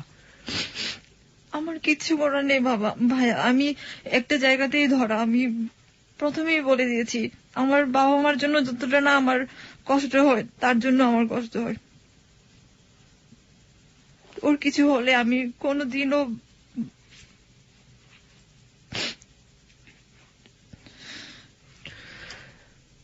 রিনি, সবসময় আপনার সাথে যোগাযোগ থাকবে। আপনি অনেক ভালো থাকবেন। আমরা অনুষ্ঠানটা এখানেই শেষ করব এবং শেষ মুহূর্ত পর্যন্ত এ সময় চাঁদকে তার স্বাভাবিক বর্ণের তুলনায় হালকা গাঢ় বর্ণের দেখা যায়, আর এই সময়টাকেই উপচ্ছায়াগ্রহণ বলে গণনা করা হয়।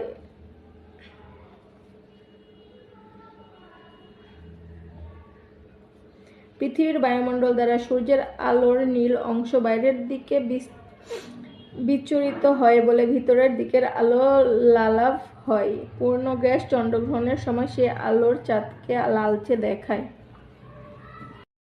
আসসালামু আলাইকুম। আমি এখন পড়ব সূর্য, পৃথিবী ও চাঁদ। আমরা আগের শ্রেণীতে সূর্য এবং চন্দ্রগ্রহণ সম্বন্ধে বেশ কিছু ধারণা পেয়েছি। এই অধ্যায়ে আমরা সূর্য ও চন্দ্রগ্রহণ সম্পর্কে আরও একটু বিস্তৃতভাবে আলোচনা করব। গ্রহণের সময় সূর্য অথবা চন্দ্র সাময়িকভাবে আকাশে ঢাকা পড়ে যায়। পৃথিবী সূর্যকে কেন্দ্র করে যে কক্ষপথে ঘোরে তা ঠিক সুষম বৃত্তাকার নয়, বরং সামান্য চ্যাপ্টা বা উপবৃত্তাকার। ফলে সূর্য থেকে পৃথিবীর দূরত্ব সবসময় একই রকম থাকে না। সূর্যের চারপাশে একটি পূর্ণ প্রদক্ষিণ সম্পূর্ণ করতে পৃথিবীর সময় লাগে 365 দিন, 5 ঘন্টা 48 মিনিট 47 সেকেন্ড। একই সময়ে